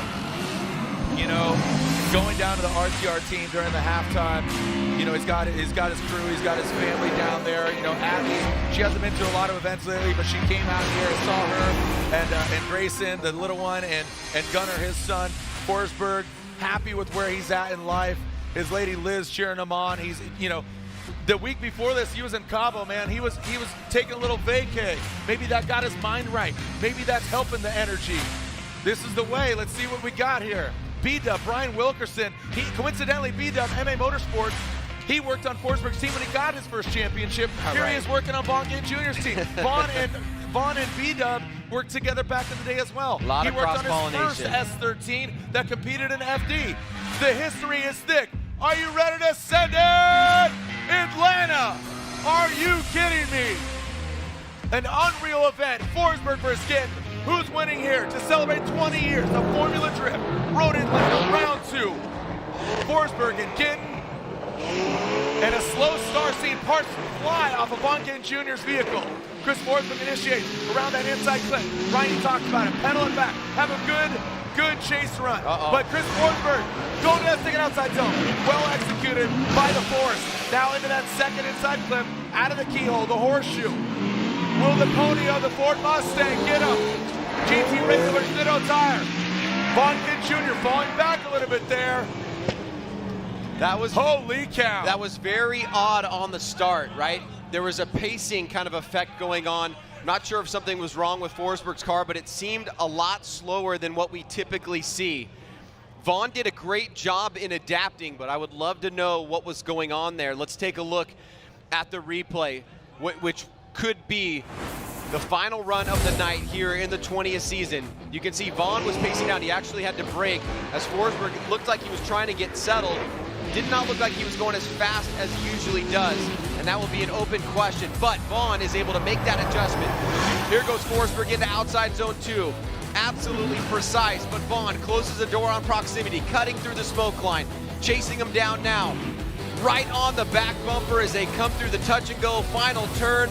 Forsberg sips up the hill through the finish line, and you have to wonder how that first corner is going to play in run number 1.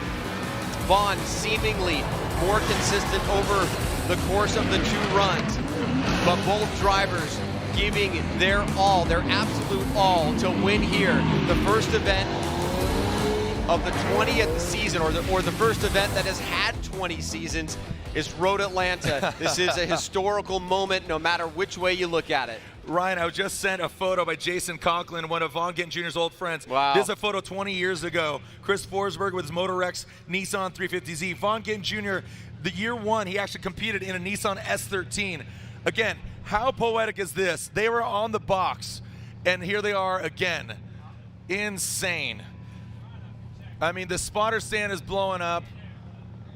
You know, we got just so many movers and shakers of the industry and the drifting world and the motorsports world. We got Chris Stewart up here at Grid Life. We got Ron Bergenholtz, his brother, legendary, and the Bergenholtz family. Obviously, legendary drag racers. We got OMTs going up from the fans. If we have a winner, we'll bring them here into the horseshoe and announce them. We do know that Odie Bakchis locked up 3rd place, but do we have a winner? Again, if we have a winner, we'll bring them up to the keyhole.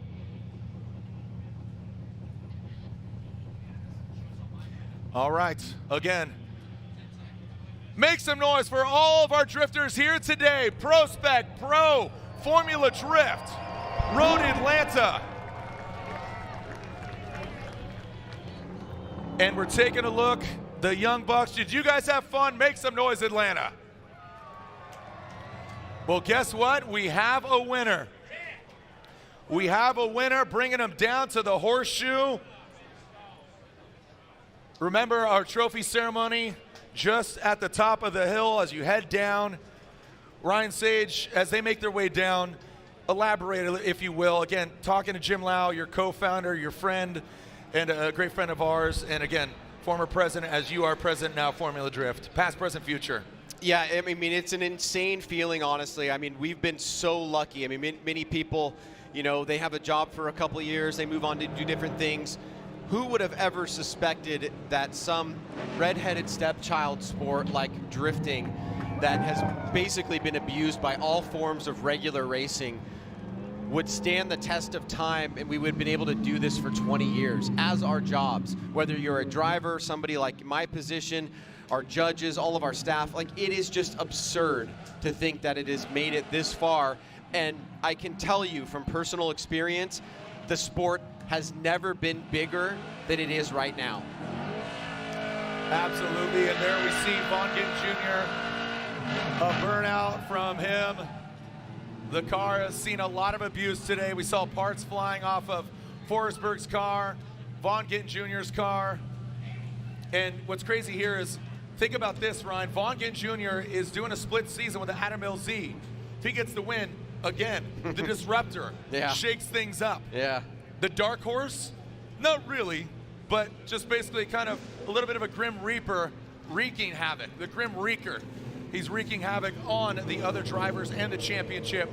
Vaughn Gittin Jr. already down. Here comes Chris Forsberg and Odie Bakchis. We'll make our way down. Thank you so much for joining us. Join us online or in person, round 3, Orlando Speed World, just 2 weeks.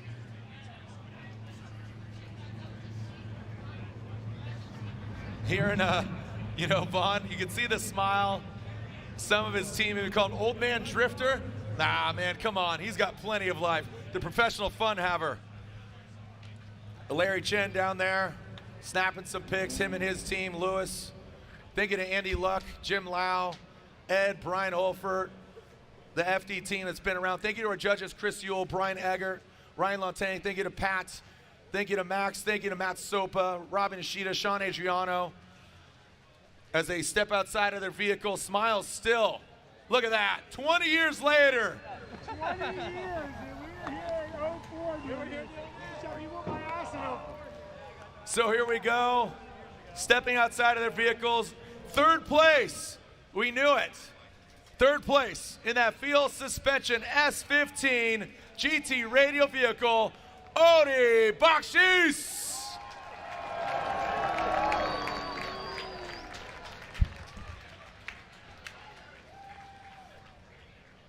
And now your winner here to celebrate 20 years of the Formula Drift Championship, Type S, presenting round 2 of this FD Championship. It all began here in 2004. Your winner here is a former champion. He's been here since 2004. Is a Drift Alliance member. There's photos of them partying here. We're gonna party tonight, baby. It's sponsored by an energy drink. And your winner here at round 2 of the Formula Drift Pro Championship, celebrating 20 years of Road Atlanta, unanimously is Vaughn Gittin Jr.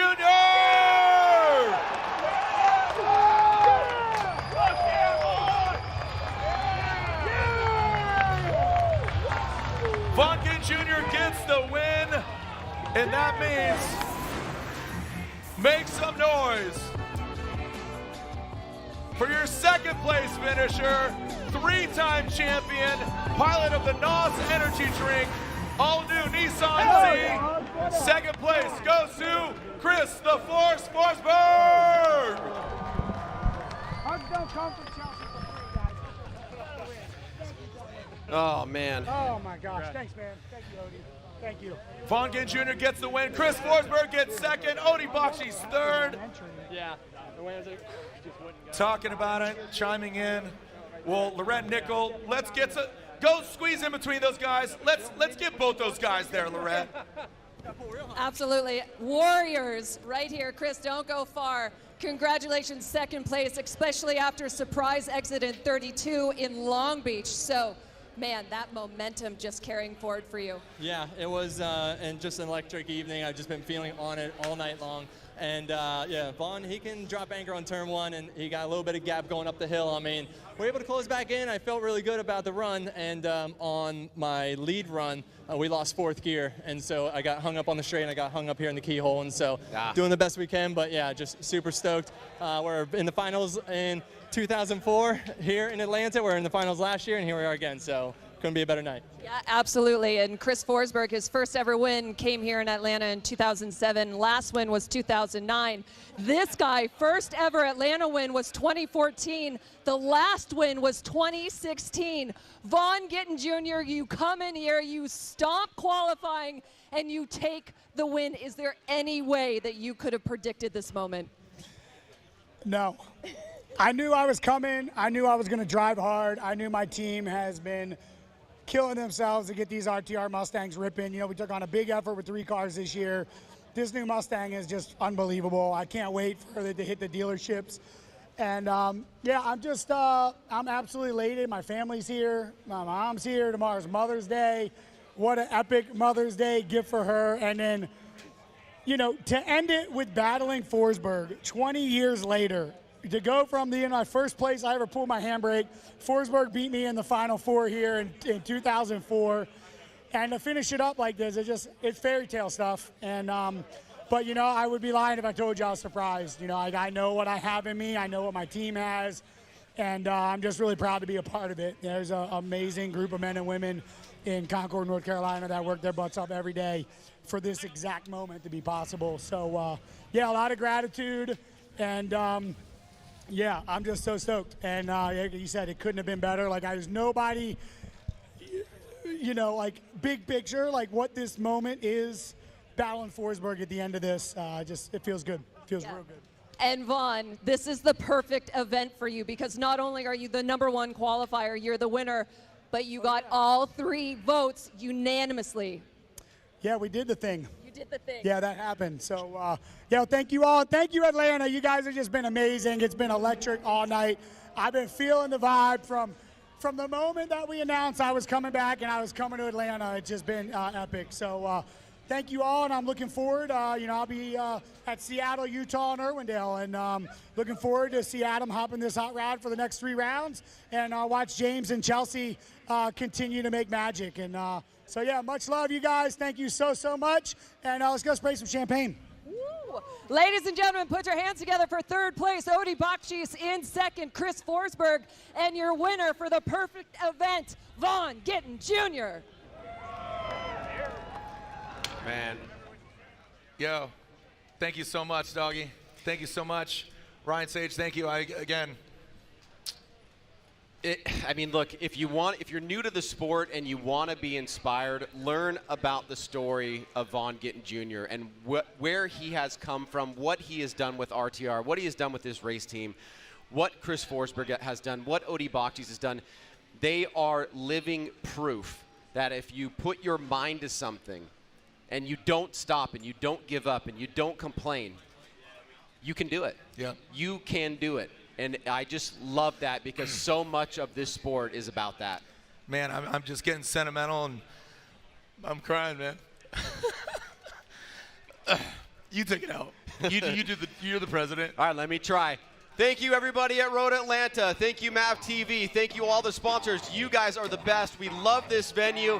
Have a great evening, and we will see you in Orlando in 2 weeks. How was that? It's pretty good. Send it! We'll see you in Orlando. Thank you so much. Ryan Sage, I love you. Jim Lau, I love you. Congratulations.